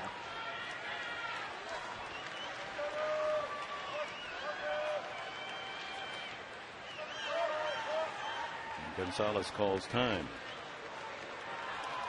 We're in the bottom of the fifth inning here at Petco Park. First place San Diego entertaining Colorado. First of a 3-game series. The Rockies have a 2-1 lead. Tying run Tony Gwynn at first base with 1 out in the bottom of the fifth inning. And Adrian Gonzalez at the plate.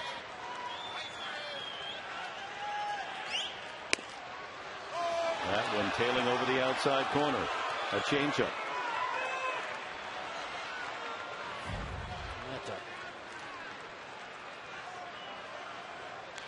Job of framing that by Olivo. Which was a little outside, but close enough. Yeah. 1-2.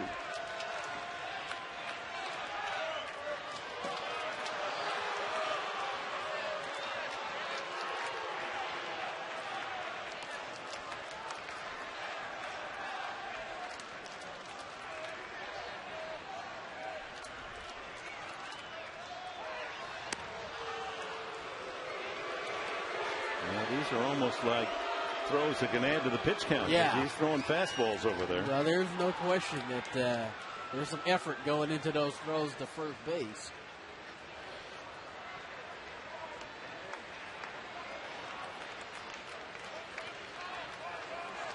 A ball, 2 strikes the count.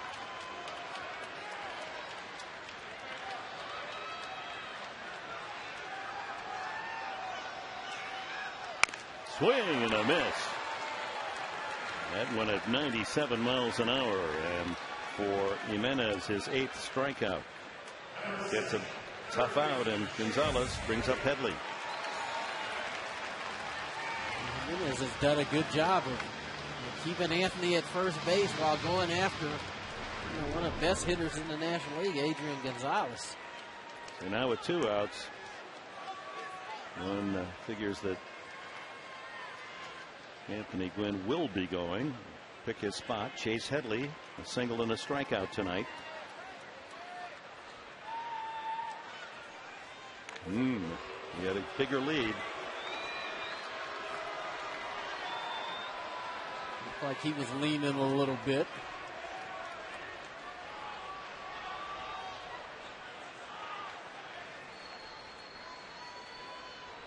Has that right foot a little behind the left foot. Time called by Headley. So that allows him to open up that left side so that the first step is the left foot across. That's the little subtleties, nuances of this game are fascinating. Change up for a strike.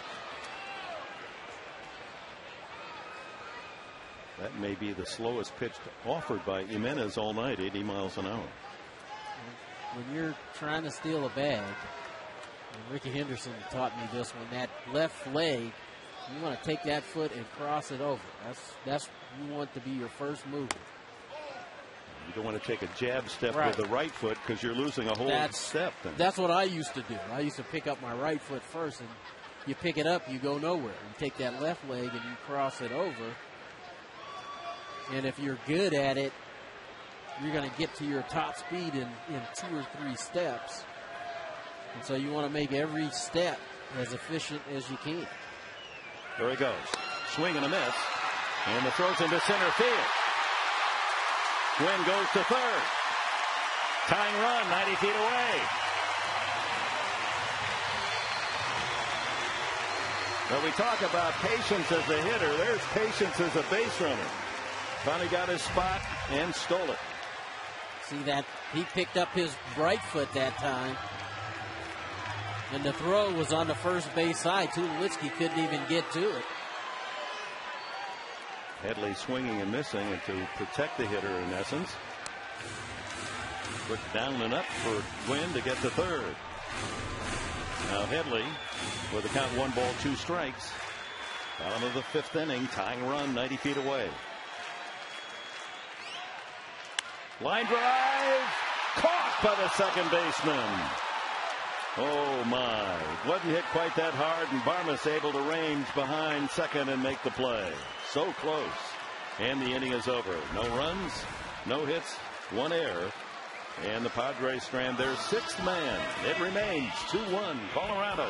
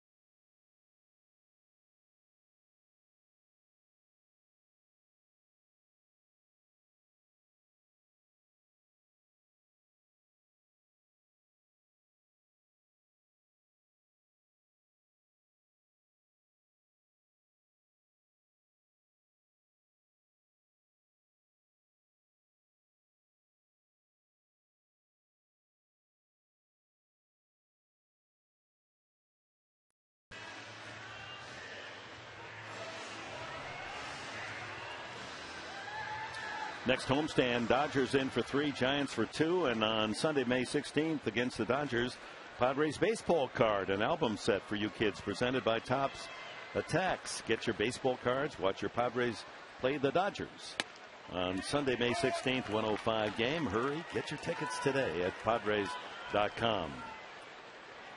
Well, San Diego very narrowly tying the score, and last of the 5th inning, now to the 6th. Todd Helton. He has a hit tonight in 2 trips. Correa has retired the last 8 batters in that Rocky lineup since Helton singled with 1 out in the 3rd.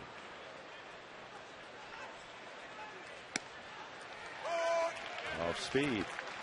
1-2.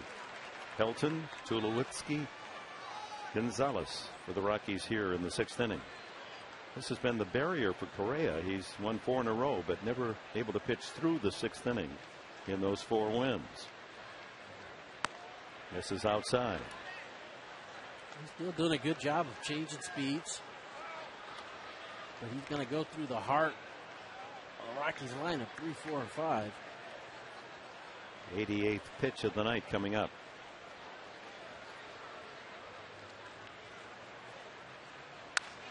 Fouled out of play. Well, we were all shocked to hear the news today. Dave Roberts, the San Diego Special Assistant Baseball Operations, announcing that he has Hodgkin's lymphoma. He's been undergoing chemo treatment. Found a lump in his neck during spring training in March. The prognosis is very positive, and of course, Doc is always positive about everything.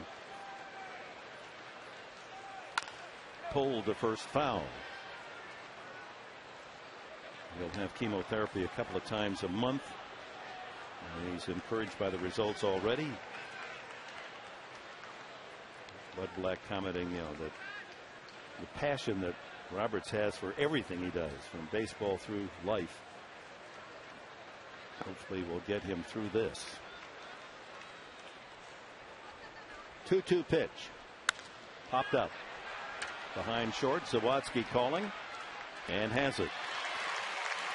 And it's interesting, with the Padres leading the major leagues in stolen bases in spring training, it was Roberts out there giving the base runners for the Padres all of his vast knowledge of how to run bases, how to take your lead, how to watch the pitcher, how to force him to commit.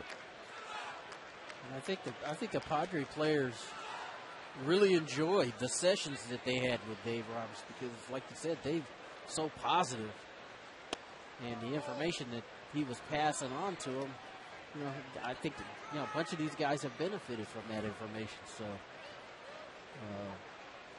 no question, very passionate about his craft. He was an extremely hard worker, and our best wishes towards his recovery. May have had as big a stolen base as we've ever seen in the World Series, with the Red Sox all but out of that 2004 World Series against the Yankees, down 3 games. There's a strike. 2-1 to Tulowitzki. It's the 9th inning. He stole the base that led to the Red Sox coming from behind. And goodness gracious, the next thing you know, the Red Sox are holding the trophy. No, I don't think they win without that stolen base. That's how huge it was.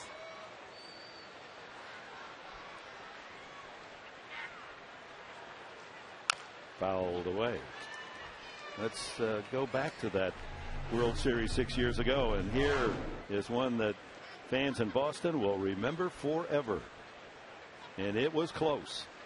It was real close, and he got a good jump, and that's what they had brought him to Boston to do, was to get on base, possibly steal a bag, and score an important run for him. He did, and Red Sox won and won the next 3.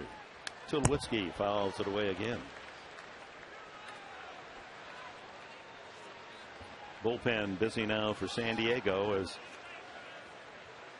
Correa 5 pitches away from the 100 mark.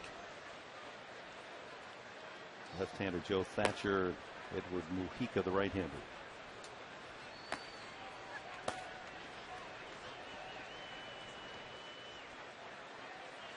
One out, no one on here in the 6th. The Rockies lead it 2-1.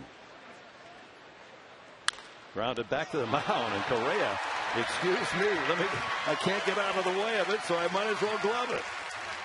Just cringing as the ball came to him. Good pitch. Tulowitzki hits it off the end of the bat. This is the second out. It reminds us of the play yesterday by John Garland on the mound. One of the reasons the Padres stayed in front early was the fact that Garland fielded his position so well, and he took a screamer back and gloved it. And there's John. Buddy Black afterwards saying after spring training we'd finish our work, he'd want somebody to go out and hit him hard comeback fungos, and so he could work on that. There's one by the mound, but Zawatsky playing behind second throws him out. 1-2-3. Well done for Kevin Correa to the bottom of the sixth. 2-1 Rockies.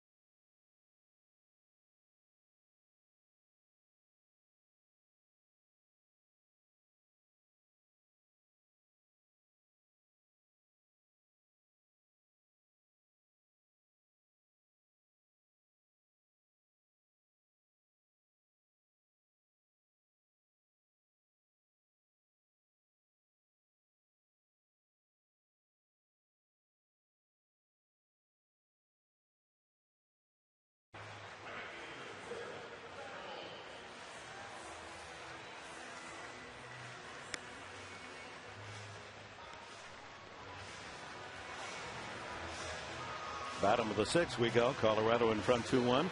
We remind you to visit Fashion Valley Mall Saturday, May 8th from noon to 3 for Kaiser Permanente and Cox Kids Foundation's free bike helmet giveaway. Kids 12 and under will be fitted for a free helmet. So you're young people, young boys and girls that use that helmet when you're on that bicycle, and there's a chance to get a free helmet. Venable takes a curveball just out of the zone. Looked pretty good. 77 miles an hour. He has a single. Scored the only Padre run in the fourth as he came home on the double into the left field corner by Torrealba. Colorado took the early 2-0 lead. A walk to Gonzalez leading off the second. Singled to third by Olivo. And they both came home on a 1-out double into the left field corner by Clint Barmas.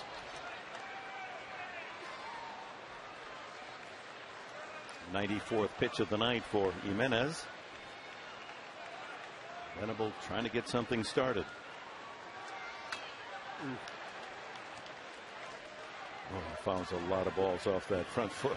Well, he was inside out in the fastball, which means he's starting it in and running it back over the plate. And that last pitch was a breaking ball. And Venable went over the top of it, hit it off his foot. Jimenez is just a difficult guy to square up. 100 miles an hour, 90-mile-per-hour changeup. Swing and a miss, strike three. 9 strikeouts for Jimenez.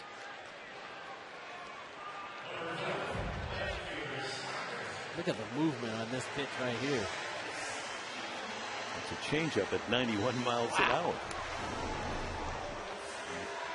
When you think on a changeup, you have a chance maybe to double clutch, and that ball's by you, and it's a changeup. 1 out, and Scott Hairston doubled to right and struck out. The Padres have out-hit Colorado 4-3. As Correa has retired the last 11 in a row to shut down at least the Rockies since the second inning.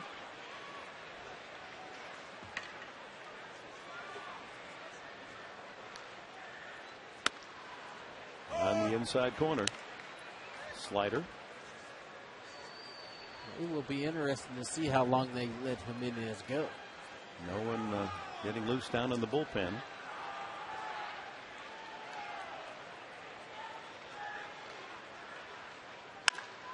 Hit hard and foul, and that'll take Jimenez to his 100th pitch coming up.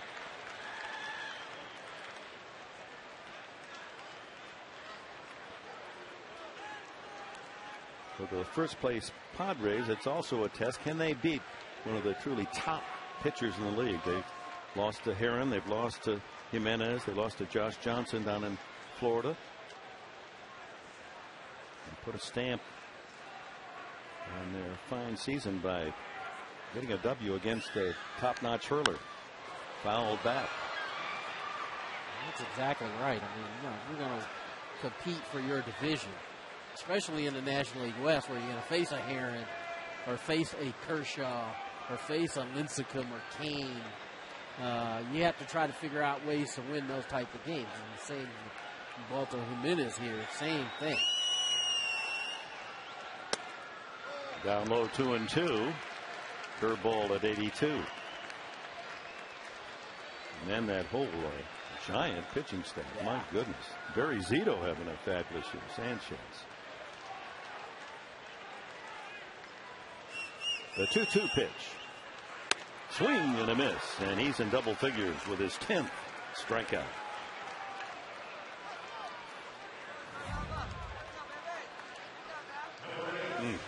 That's a hittable breaking ball, but in the middle of the plate, elevated, but 88 miles an hour.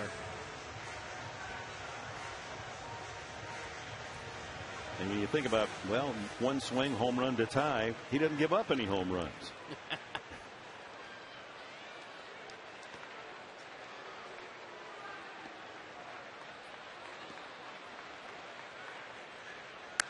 Last time someone homered off him was last year. St. Louis. LaRue.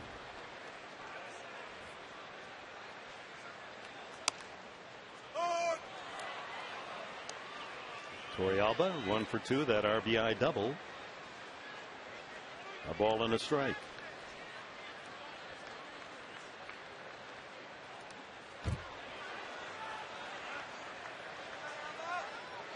That one he just kind of held on to a little bit too long. But you see, when he put that baseball in his hand, that baseball is tiny. Look at this breaking ball. He kind of held on a little bit too long. He rears back and fires the fastball at 97 for a strike. 2-2. Career high set against the Padres 2 years ago, 11. It's hard to believe that 11 is as high the way he's throwing. And there it is. He matches the 11, strikes out the side in the 6th inning. And we go to the 7th. Rockies in front, 2-1.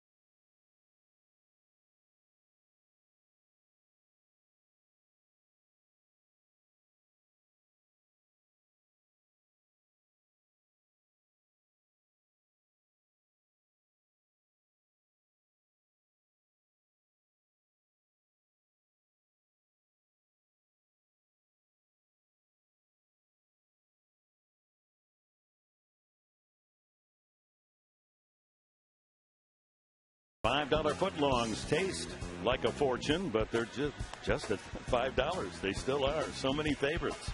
Blazing buffalo chicken for one, $5. All day, every day. Subway, eat fresh. Quite a pitcher's duel tonight. Each team having trouble scoring. The difference in the game is that Clint Barmes' double in the 2nd inning came with 2 men on, and Torrealba when he doubled in the same spot for the Padres in the 4th inning, had only one made aboard. So it's 2-1. Padres have out hit Colorado 4-3. 11 straight retired by Correa as we go to the 7th inning, and Olivo leads it off.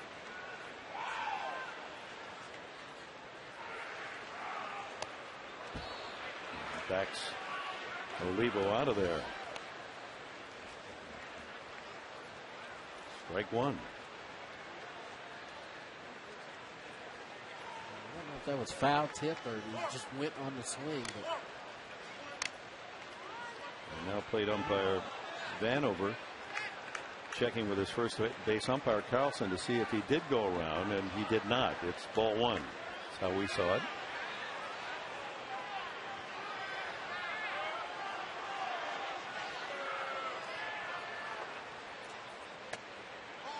Two and 0. Let's go back to the check swing. He didn't go around. I thought he might have foul tipped that, but it didn't look like it. Didn't go around, so now he's down to count 2-0. Ooh, what's wrong with that pitch? So 3-0 to Olivo. Man with power.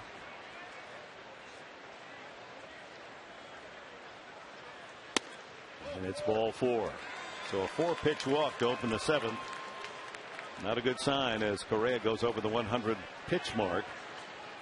And the bullpen will get heating up in a hurry now. Ian Stewart, the third baseman, to bat.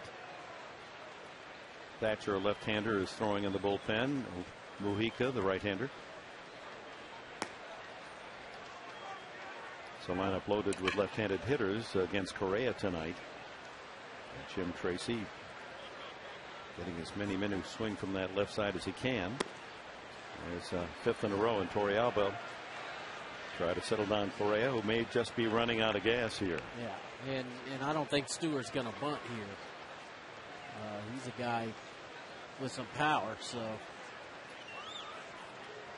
5 straight balls. You want to try to right the ship here and put yourself in a position where you hopefully could get a ground ball.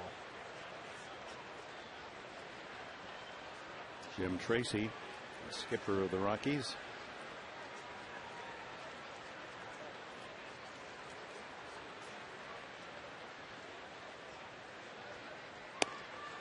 Misses again. Changeup floating down and away. And here's a dangerous spot for Correa on the Padres. 2-0. Stewart, you would figure, sitting on a fastball, ready to give it a rip. It's low again. Boy, those are close, but plate umpire Vanover in the habit of calling balls here because Correa hasn't given him a chance to see a clean strike. Yeah, that's a pretty good pitch for me right there. Knee high. Vanover doesn't agree. 3-0. There's a strike.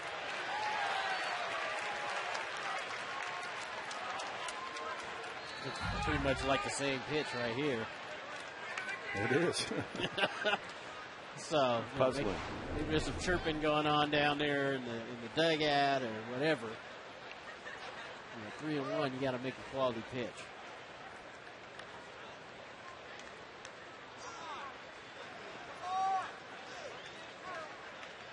Stewart second on the club in home runs with 4. And he lines this one into the right field corner. Fair ball. Played by Venable. Olivo can really run for a catcher, sprinting all the way to third and takes a turn and holds. So second and third, no one out. As the Rockies threaten to add to their 2-1 lead. Yeah, Stewart had all the advantages in that at bat. And Bud Black, hoping he could get 7 innings out of Correa, is out to make a pitching change. And this pitching change is brought to you by San Diego Harley Davidson. Always country first. Mujica jogging into the game. Correa, another fine effort.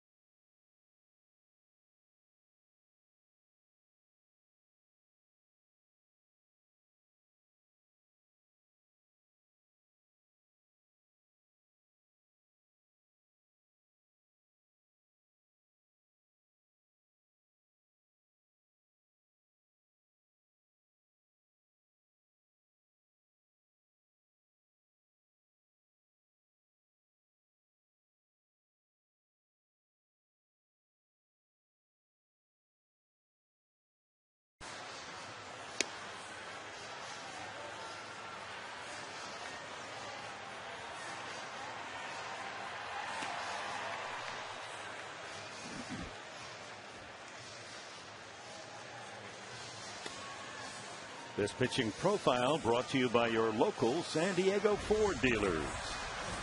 As Edward Mujica making his 13th appearance of the year. That's the most of any Padre pitcher. 13 innings of work, 8 hits, 3 earned runs, and he's offered 3 home runs. Comes in with runners at second and third and no one out in a 2-1 game.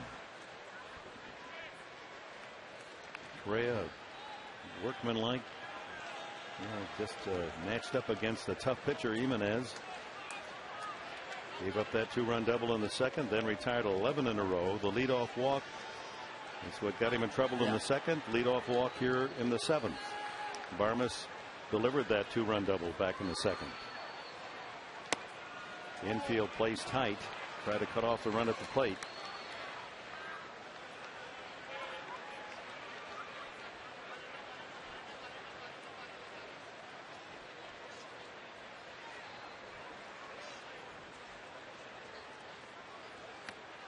Swung at a bad pitch.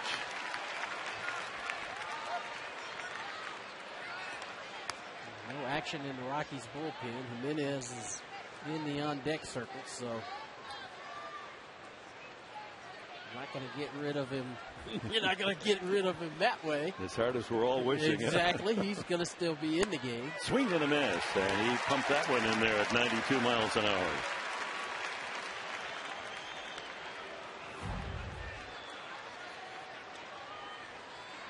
This is the time to try to get the big strikeout, then have the pitcher up. Hope you can strike him out.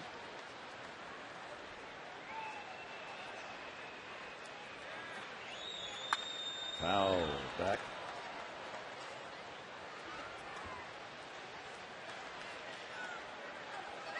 Barmes came into the game hitting just 197. Really not giving him a whole lot of stuff to swing at on the inner half of the plate. The double that he got earlier in the game that knocked in the 2 runs was a mistake. The ball that was supposed to be on the outside corner that sailed in. Swing and a strike 3. Big strikeout by Mujica. 1 away. There, Mujica just outside corner paint. Barmes late on it.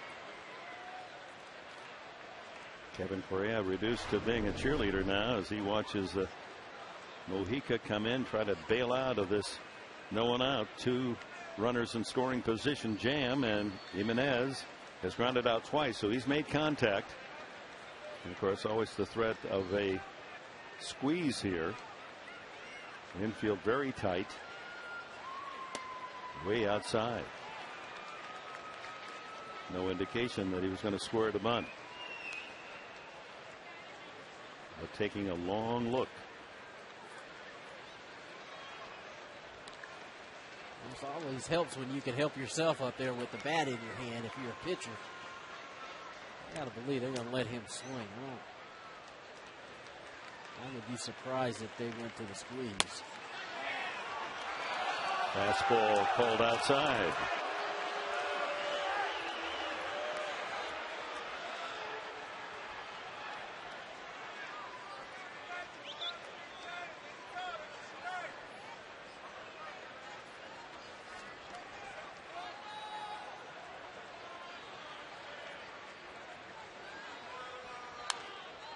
Foul back.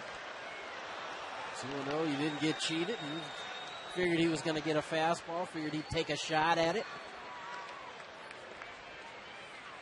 Checking out the signs of Rich Dower there at third.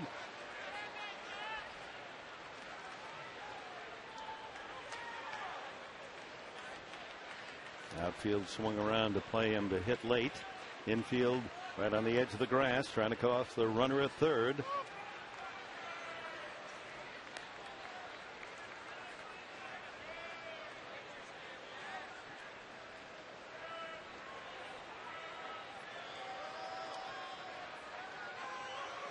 Oh, a base hit to right field. Venable fields it. They tag, and so each runner will move up 90 feet, and it's 3-1.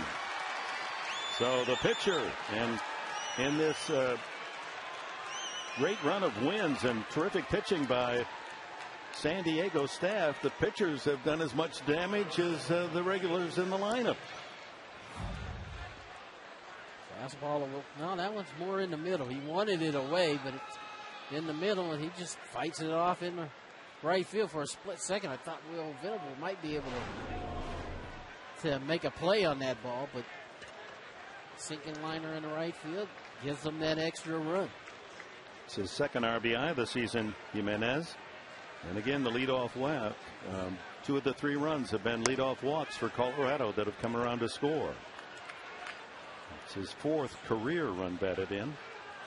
So back to the top of the lineup and first and third. Headley plays in at third. His play would be to the plate should the runner there, Stewart, try to score. Shortstop and second playing back for a possible double play.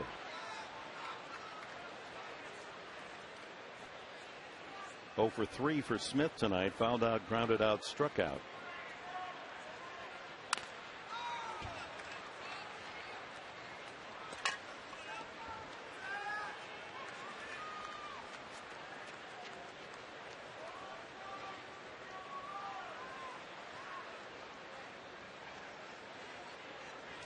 Walk to Olivo. Double to third by Stewart.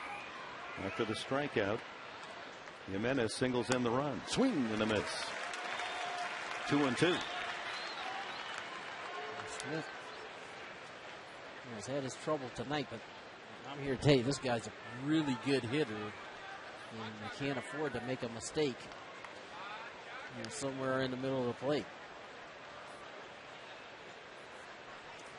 To make a quality pitch. Ground ball to first. Gonzalez, the runner's coming home. They got him in a trap. Running back. Make the tag. He's out. The runners have to hold at first and second.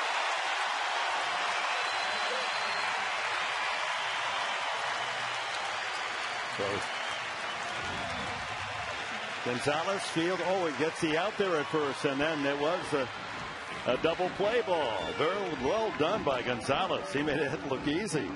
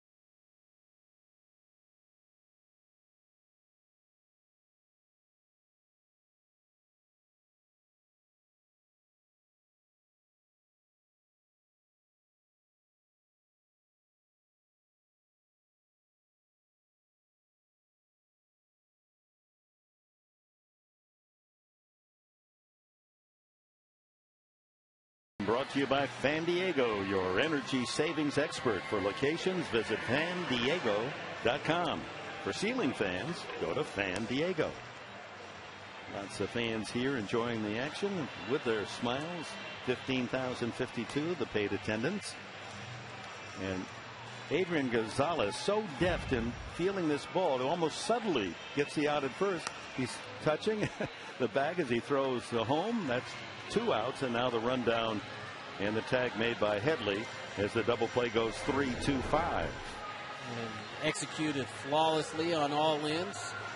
Gonzalez with the play at first, a strong throw to home plate. Torrealba to Headley, puts the tag on.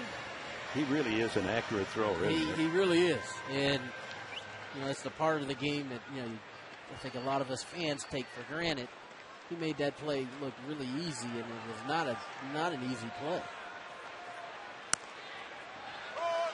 96 mile an hour, Jimenez.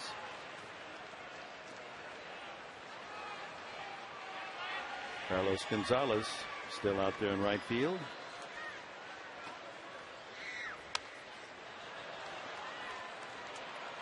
Zawatsky, the pitcher spot, and Tony Gwynn scheduled here in the bottom of the 7th inning. The Rockies pick up that insurance run. Amazingly, Correa walked only 2 batters. They were both leadoff batters, and they both scored. So Correa goes 6+, 3 runs, 4 hits is all. Walked 2. They both became runs, and struck out 4. Zawatsky trying to get something going here in the home half of the 7th. And the breaking ball called strike 3, and this is a new career high for Ubaldo Jimenez. 12 strikeouts and 4 in a row here as we go into the late innings. Oh boy, that's a tough call there. Yeah. I mean, Olivo brought that Yeah, he did. back a good foot. Jimenez has been into the strike zone all night long, and when you show the umpires that you can be there consistently, you're going to get some of those plays. Spilborghs is in left field, replacing Seth Smith defensively.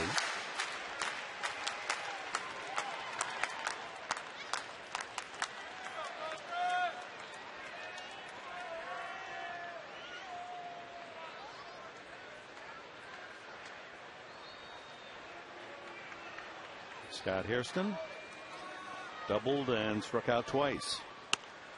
Another strike. Excuse me, Jerry Hairston as the pinch hitter.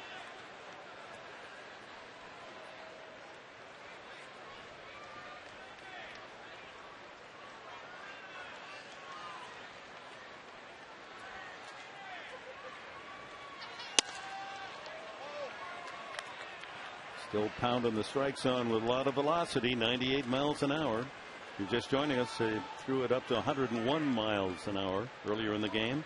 Striking out 12, a career best, allowing just 4 hits and 1 run. Chop.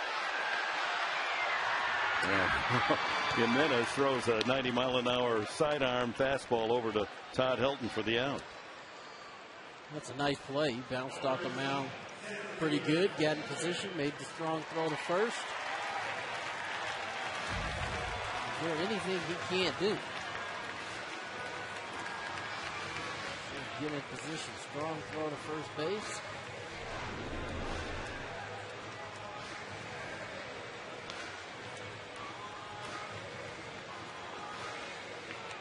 .114 pitches for this hard-throwing right-hander, and now we have somebody seriously throwing down in the bullpen for Colorado. Joe Beimel. That might be the best sight of the night for Padres fans. You know, I'm laughing, but believe me, there are guys on that bench saying this exact same thing you just said. Maybe we can get him out of there and put some runs on the board against the bullpen. Gwynn has struck out, flied out, and walked tonight. Takes that one out of the strike zone. 2-0. Eckstein on deck. Gwynn walks, stole second, moved to third on an errant throw by catcher Olivo as he fouls that away. And it looked as if Chase Headley was going to tie the game at that time. Hit a line drive, soft line drive out behind second, and not hit quite hard enough, and Barmas able to go over and backhand it. 3-1. Well, Tony's had some really good at bats tonight. Didn't have, a knock to show for it, but he's made Jimenez work. And he drew the walk in the last at bat. Laid on that fastball, 3-2. Like that fastball, he tried to pull it.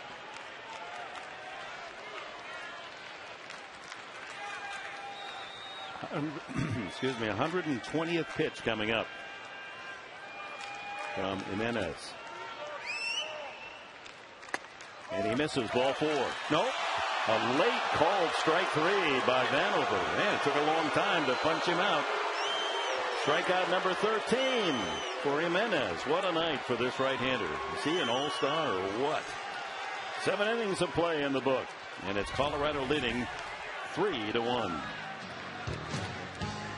And that last pitch inside, says pitch track.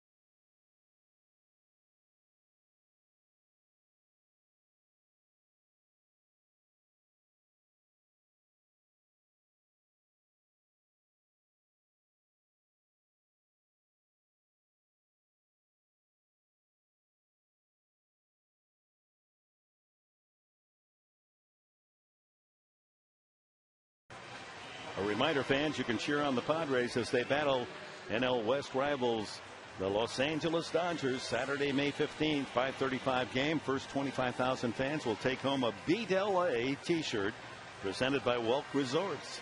Visit Padres.com. Get your tickets today. Dodgers and the Padres, a 3-game series as Joe Thatcher comes in out of the bullpen to work the 8th inning. Jerry Hairston stays in the game. Lance Sawatsky out at shortstop, so put the pitcher in the number 8 spot in the batting order. Hairston hitting for Correa will bat 9th.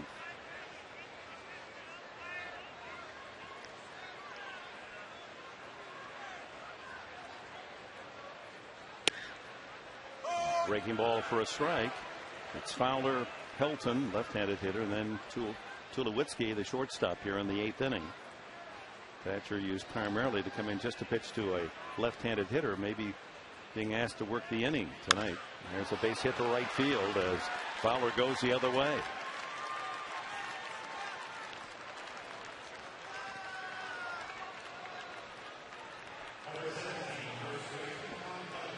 Todd Helton steps in. This comparison brought to you by the San Diego County Toyota dealers. This season hitting just .269. That's subpar for him. A .327 career batter, but ever dangerous. When he's healthy, he's going to hit. If he's had some trouble with his back, that would explain the fact that he doesn't have a homer yet this year and only 5 RBIs. But he has a proven track record. He is a good hitter, and when he's healthy, he's going to hit.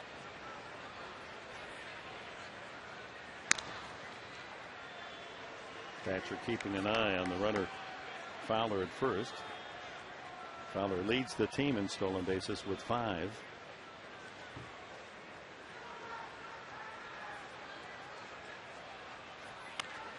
Bunted.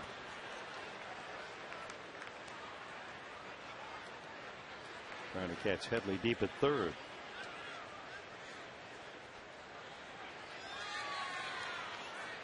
Thatcher's move was good enough that he had Fowler ducking back to first base when he delivered to the plate.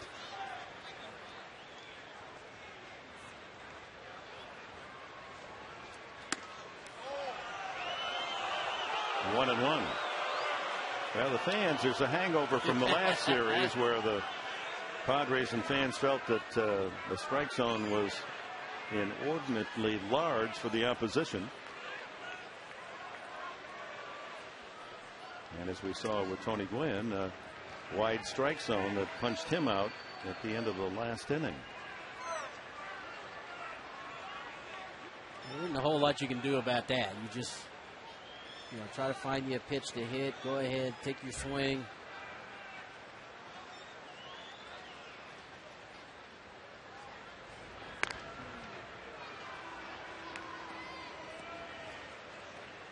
The fact that the people who were arguing, Adrian Gonzalez never hardly says anything. Buddy Black hardly ever says anything. Curveball almost hit Hilton, didn't break much. Slider, actually.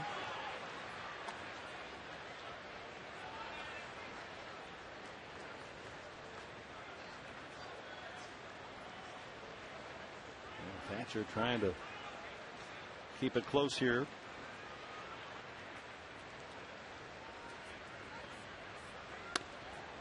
And he misses again. So 3-1 to Helton with a man on first base and no one out.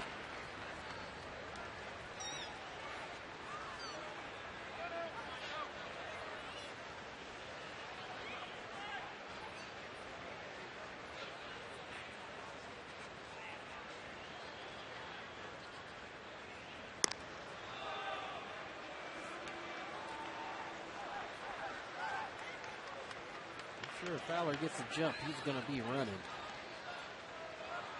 3-1, a guy doesn't swing and miss that much.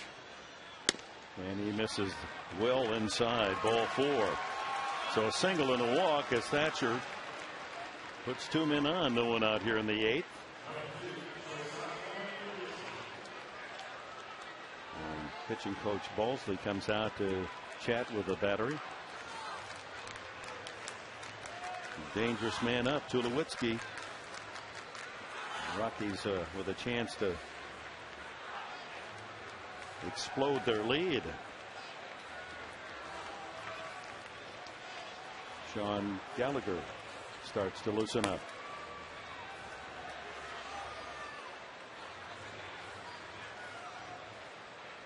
Usually, one of Thatcher's strengths is against left-handed pitching. Getting left-handed hitters out. And other than the bunt attempt by Helton, he never really seriously challenged the strike zone. And so now 2 guys on with power coming up in Tulowitzki and Gonzalez on deck. So Tulowitzki is grounded out twice and fouled out.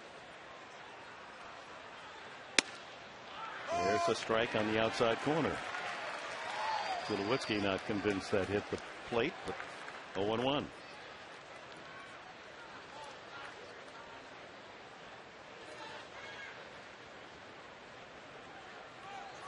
Infield looking for that double play ball.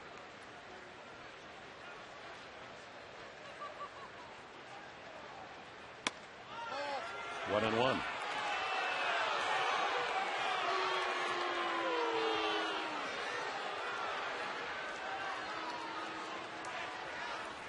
Talked about this quite a bit tonight. The cat and mouse game with Dexter Fowler at second base. Eckstein is right there with him at the bag. Push bunt is a fair ball. And so Tulowitzki, that serves as a sacrifice. Fowler to third. Helton to second. Just one out here in the 8th inning. And Carlos Gonzalez, he walked and scored in the second. Struck out and grounded out. So left-hander against left-hander. This young outfielder with a top average on the club, 322. Infield comes in.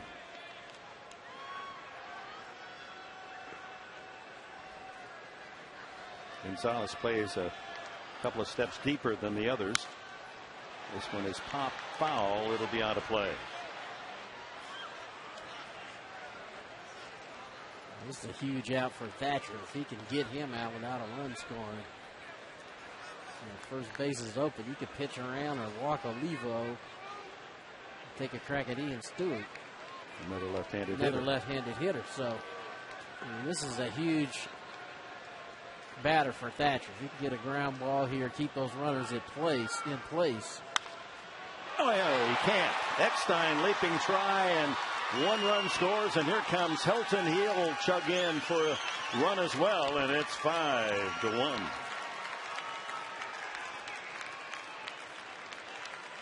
Right there, you see why Gonzalez is such a good hitter. First go around, Padres against the Rockies, he was in the leadoff spot. A couple of injuries, they drop him in the 5-hole, and he stays back on a breaking ball and lines it just out of the reach of Eckstein for a base hit to drive in too. Now David at 5'7". Just not quite tall enough to get up and flag that one down. So a rough inning for Thatcher. He faces 4 men, allows a couple of hits and a walk and 2 runs. And the Padres make a pitching change, brought to you by Discount Tire for a free tire inspection and air gauge. And if you're not satisfied with one of their tires, you can always feel free to bring it right back to the company.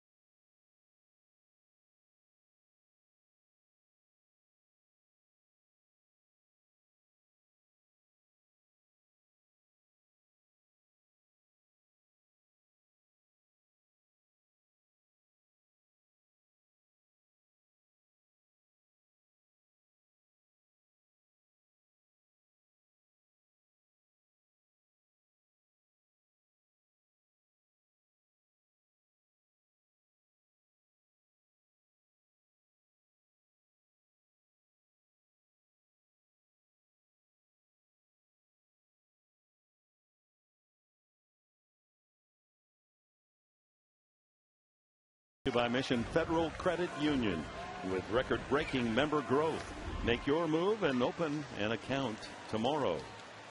Sean Gallagher comes in. Sean has struggled. Worked 11 1/3 innings. He's allowed 14 hits and 12 walks, 26 base runners in 11+ innings.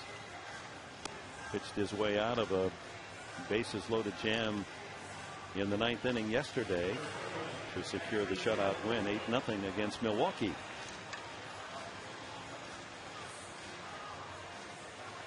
It's interesting. In Milwaukee in town, in that 4-game series, 13 walks, none of them scored. Tonight, 3 walks, and all 3 have scored. You can't forget about the guy on the hill for the team that got the 3 walks. Yeah, 2-run single by Carlos Gonzalez, taking some of the life out of this crowd. 5-1 now, Rockies here in the 8th inning.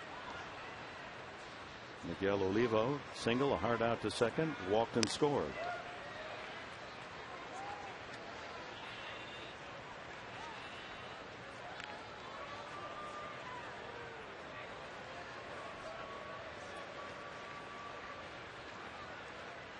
There goes the runner. Throw by Torrealba in time.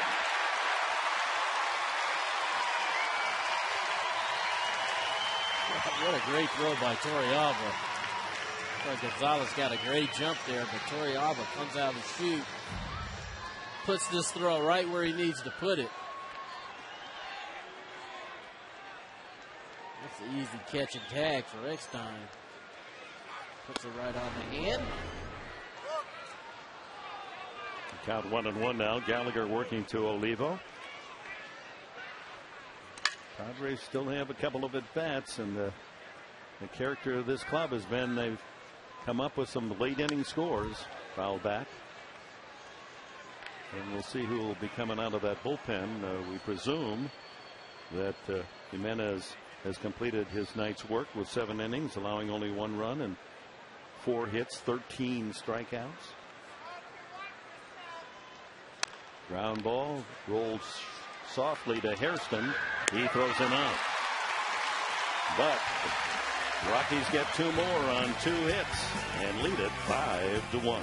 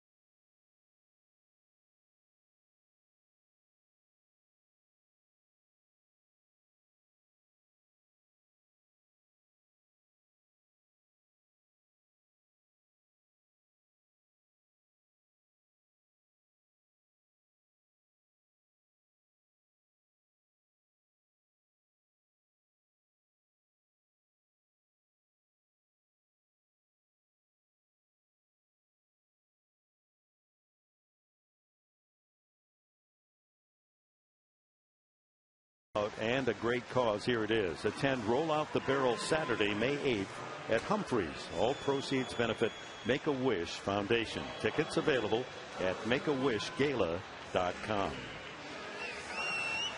Joe Beimel, left-hander, comes in to pick up for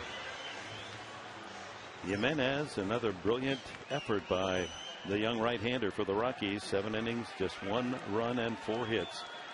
And a career high 13 strikeouts. Walked only 2, hit 1 batter. There's Beimel's numbers, and they're impressive as well. David Eckstein leads it off here in the 8th inning and takes it high and away.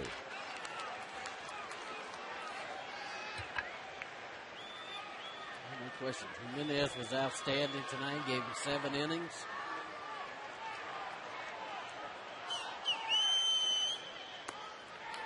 So if the Rockies bullpen can hold the lead, he'll be 6-0 with an ERA. Jimenez reduced from 0.79. 2-0 to Eckstein. He just wants to get on there, get something going. Ball 3. Beimel yet to give up a hit in 3 2/3 innings.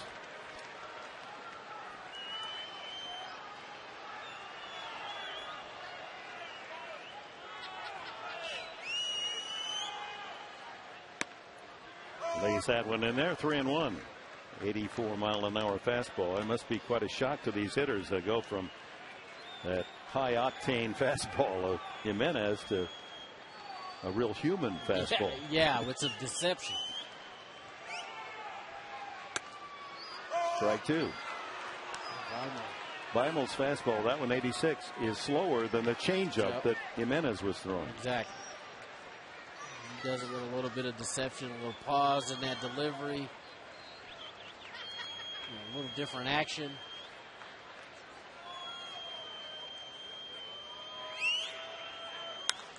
Popped up. Center of the diamond. And Helton calls him off and makes the play. 1 out. Good job by Beimel. He was down 3-0 on the count. Got it to 3-2 and induces the pop-up. Adrian Gonzalez. He's been up 3 times and a rare scoring line for him. Strikeout, strikeout, strikeout.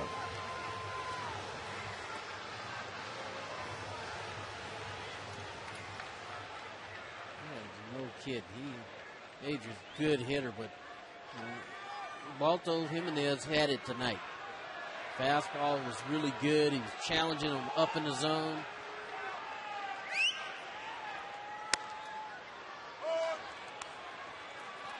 And now you face a guy like Beimel who doesn't throw as hard, but as we saw, he was 85, 86 to Eckstein, and then right off the bat, first fastball's 89.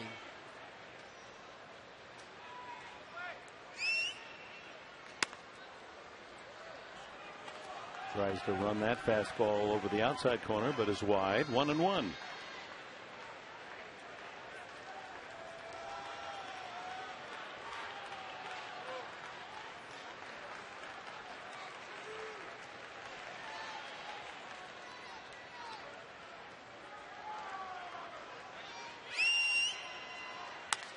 High fly ball, center field.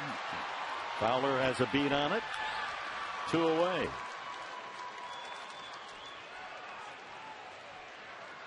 Chase Headley a hit in 3 at-bats tonight. Nearly another in the 5th inning, but his soft liner headed for center field and a possible run scoring single was snared by second baseman Balmus.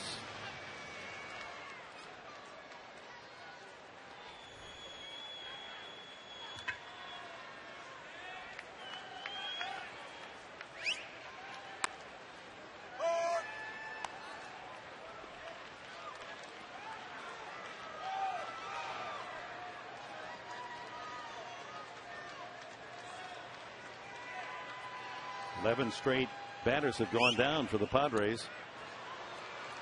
And Beimel trying to finish the string of outs that Jimenez started and took off the mound with him when he came out of the game after 7.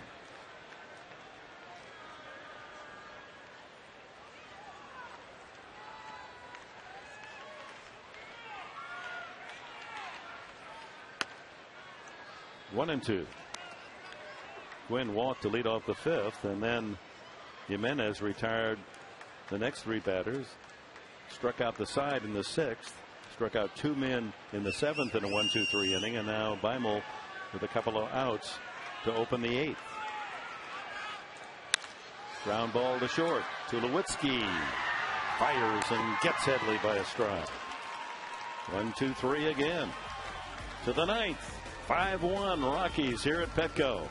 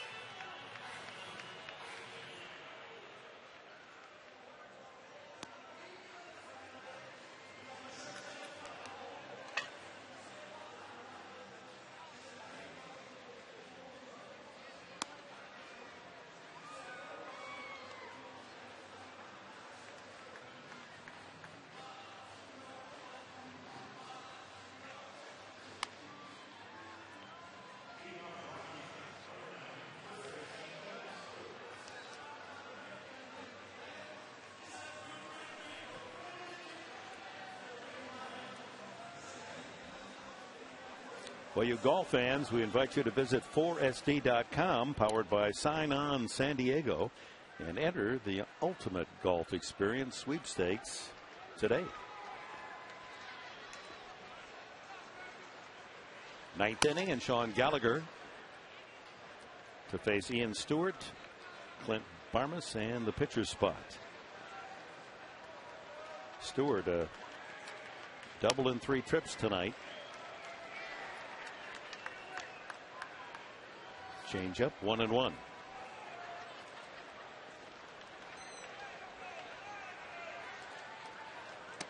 Five runs on 7 hits for the Rockies, but 3 of those 5 runs on the only 3 walks allowed by San Diego pitching. Yeah, it was Stewart who got the base hit following the Olivo walk.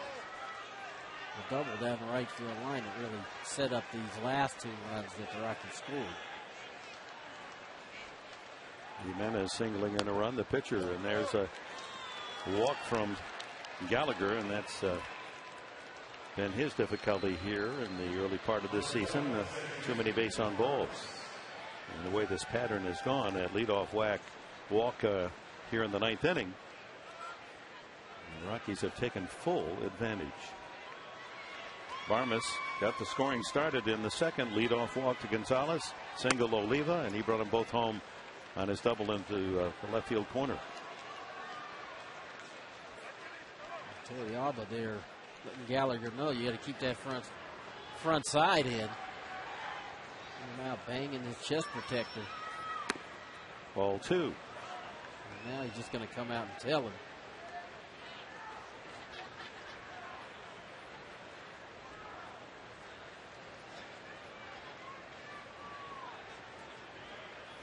Come on, let's go. Come on.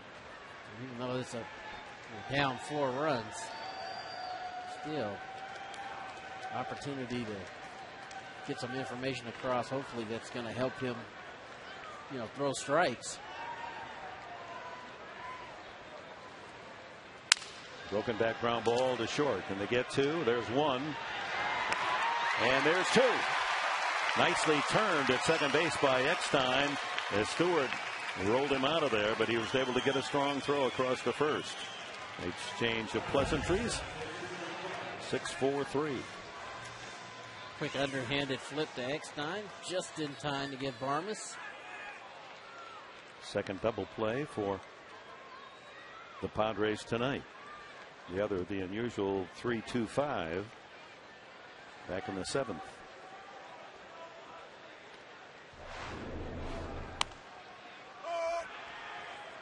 So Joe Beimel gets a chance to bat.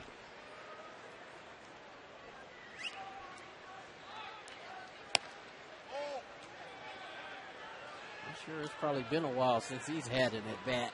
Beimel, he doesn't get a chance to hit very often. Late on that fastball. And he hasn't had an at bat this year. Only his 4th game since being called up. And it's strike 3 call. So Gallagher out of the 9th inning. Padres come up in the home half of the 9th. It'll be Venable, Hairston, Torrealba, and hopefully more.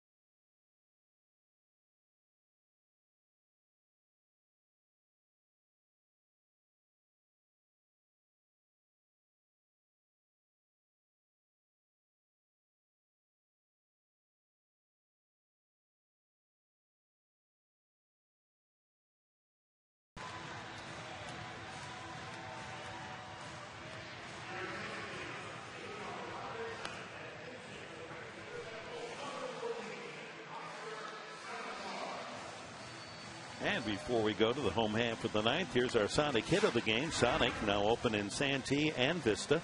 Soon to open in a neighborhood near you. We go to the second inning. 2 on, 1 out, and Clint Barmas rifles this one just inside the foul line into the left field corner. And that scores both Gonzalez from second and Miguel Oliva all the way from first base. And those 2 runs, at least for the moment, enough to set up Jimenez, who allowed only 1 run and 4 hits for his 6th win of the season to be the major league leader. Jim Tracy comes out to the mound before Beimel can throw a pitch in the 9th inning, and they're going to make a change right here.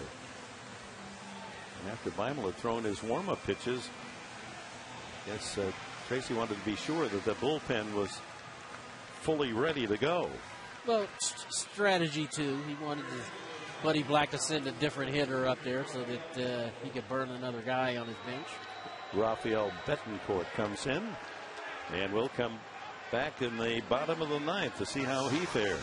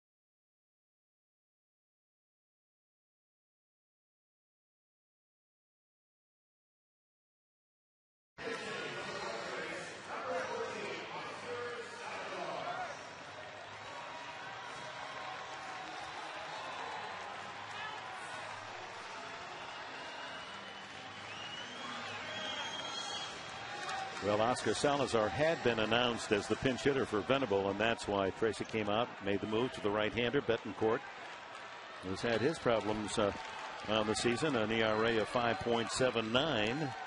Opponent's batting average 351.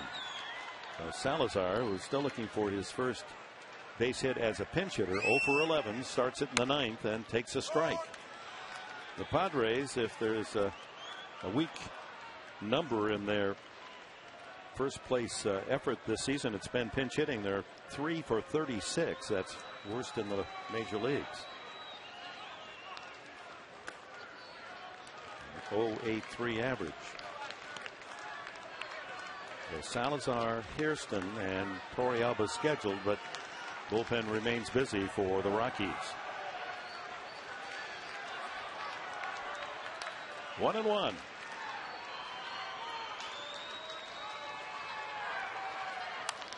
Foul back. Pretty good hack right there by Salazar, being aggressive on the fastball. Fouled it straight back. Started in left field yesterday, went 0 for 3.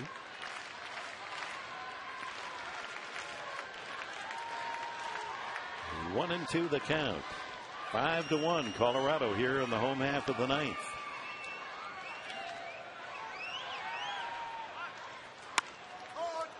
Strike 3 call. Across the letters, the high fastball at 94 from Betancourt. The 14th Padre to strike out tonight.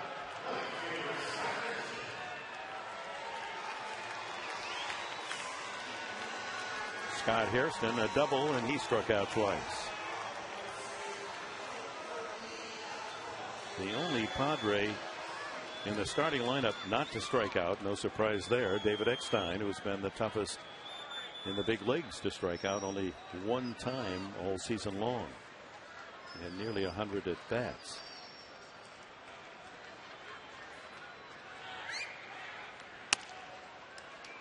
Rearing back and throwing the fastball, 94.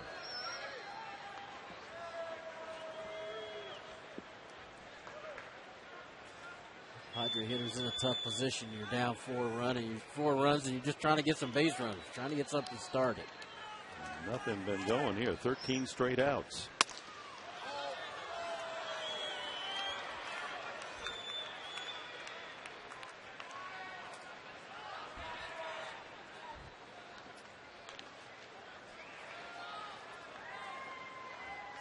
Well, the fans that did come out tonight will be able to go home and relate the fact that they've seen one of the best pitchers in the big leagues work here. There's a line drive foul. Watch out down there.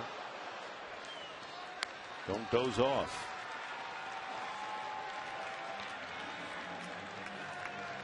Ubaldo Jimenez. Just masterful, overpowering. Fastballs up to 101 miles an hour. Allowed only 4 hits. It was impressive. I mean, he pitched extremely well.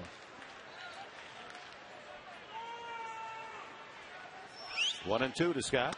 Swing and a miss, and it's another strikeout. Goodness. 15 total strikeouts registered by the pitching staff of the Colorado Rockies. 13 by the starter Jimenez, and back-to-back strikeouts by Betancourt here in the ninth. And down to the final out, it's Yorvi Torrealba. He was the only Padre to put a dent in the night of Jimenez. His double in the 4th inning with 2 out brought Venable around to score.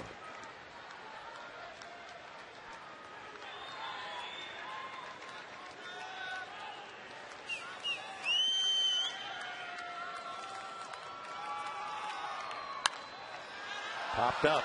Helton may have a play as that ball curling back. Not enough room for him. It's in a couple of 3 rows deep.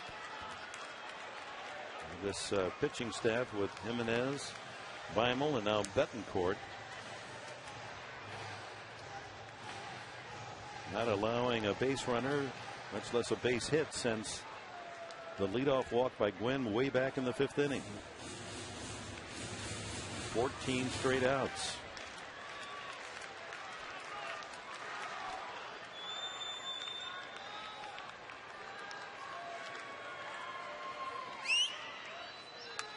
And the Padres are down to their final strike.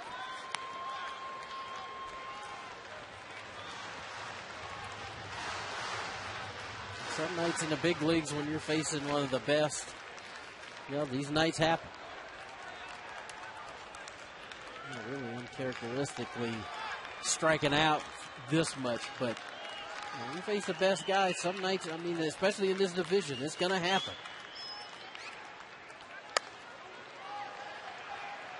Lincecum, Kane, Herron, Jimenez, you're going to run into that guy. And last year, Sanchez with the Giants when he threw his no-hitter. 1 and 2 on Torrealba. Another foul down the right field line. Helton and Chase, and it's back in the crowd.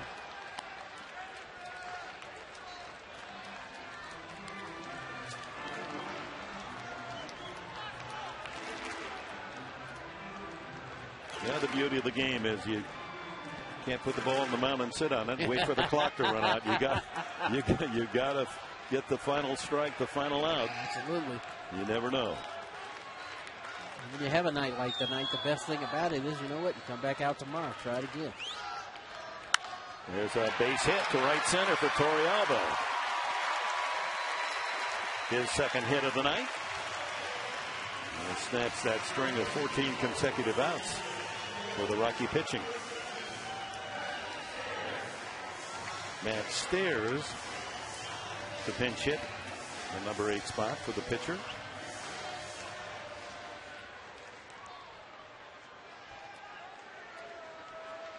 Stairs still seeking that home run. That would be his 20th pinch hit home run to tie him for the all-time major league lead.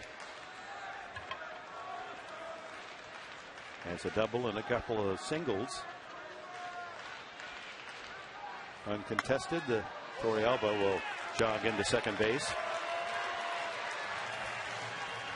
Defensive indifference.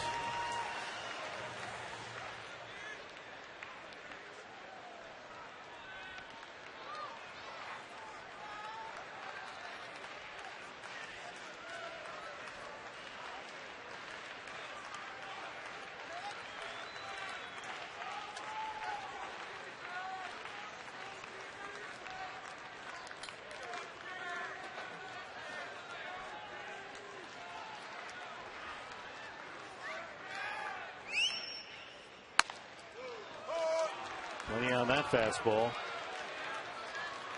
1-1.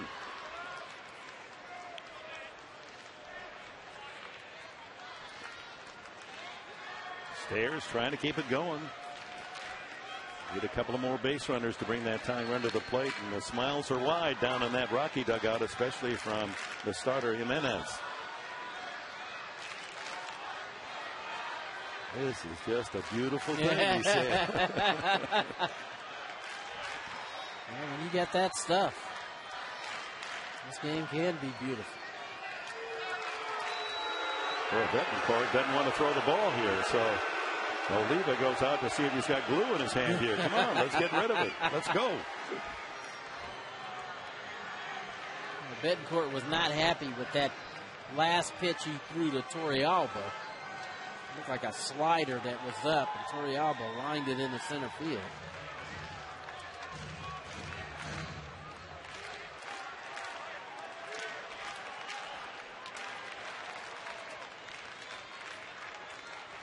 Stairs waiting patiently. Finally, the 1-1 pitch. Line drive, base hit. That'll bring Torrealba around to score. Stairs keeps it alive. It's 5-2.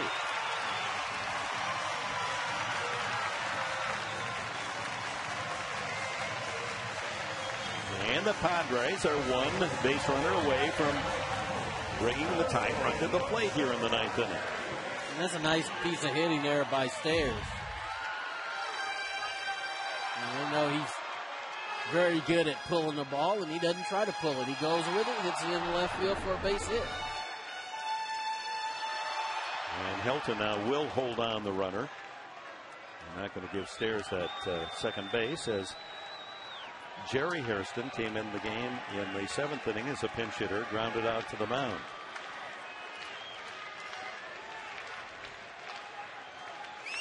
There goes Stairs. And it's a foul ball at the plate.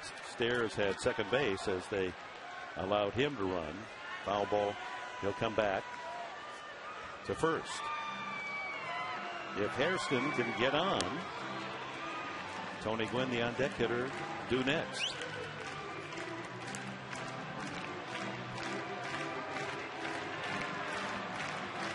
And another meeting at the mound.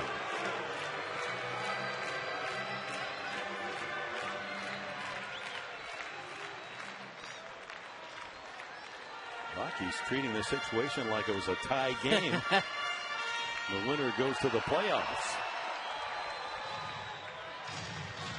5-2.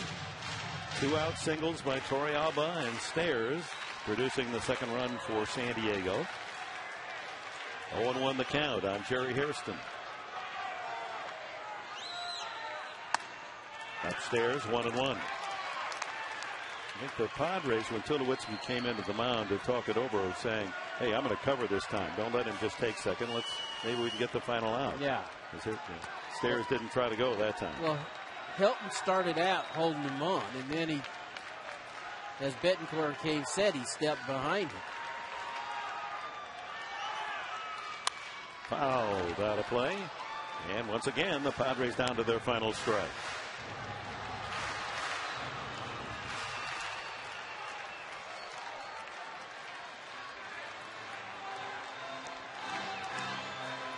Now to put a little tension into that Rocky dugout here with 2 outs in the ninth. No, that's what you're.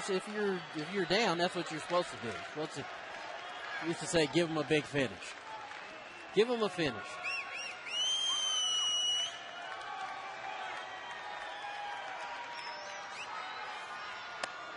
He lays Lays off the high fastball and the appeal, and Carlson at first says he did not go around. 2-2.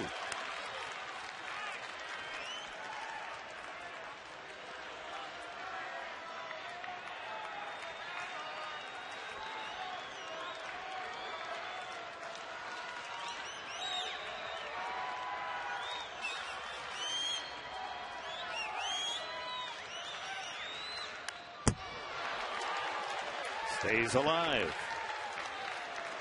High fastball by Bettencourt there. Harrison had a good cut at it, fouled it straight back.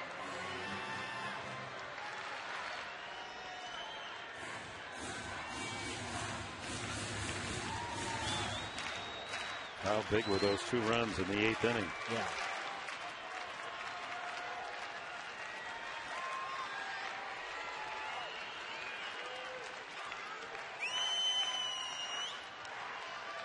Again, the 2-2 pitch.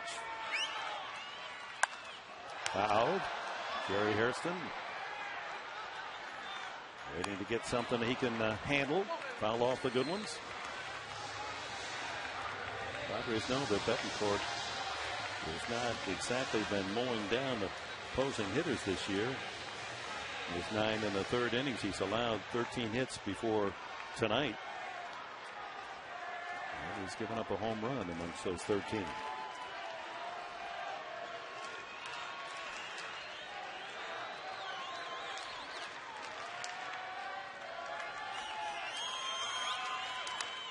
And another foul.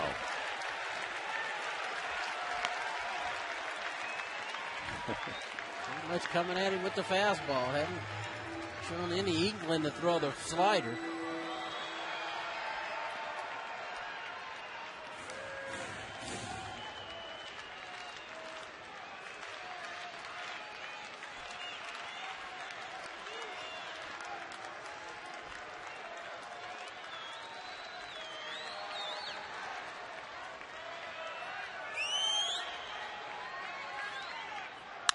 Ground ball up the middle. Oh, what a stop by Barmas. And there's the final out as the Padres very nearly scrape up a rally here in the bottom of the 9th inning. And Barmas, who denied Headley of an RBI earlier in the game with a leaping stab of a soft liner, able to make a good play on that one to smother the ground ball off the bat of Hairston. And the 9th inning and the game in the books. No run, 1 run on 2 hits and a man left. The Rockies win the first of 3. Final score of 5-2, and we'll have the totals for you from Petco Park after we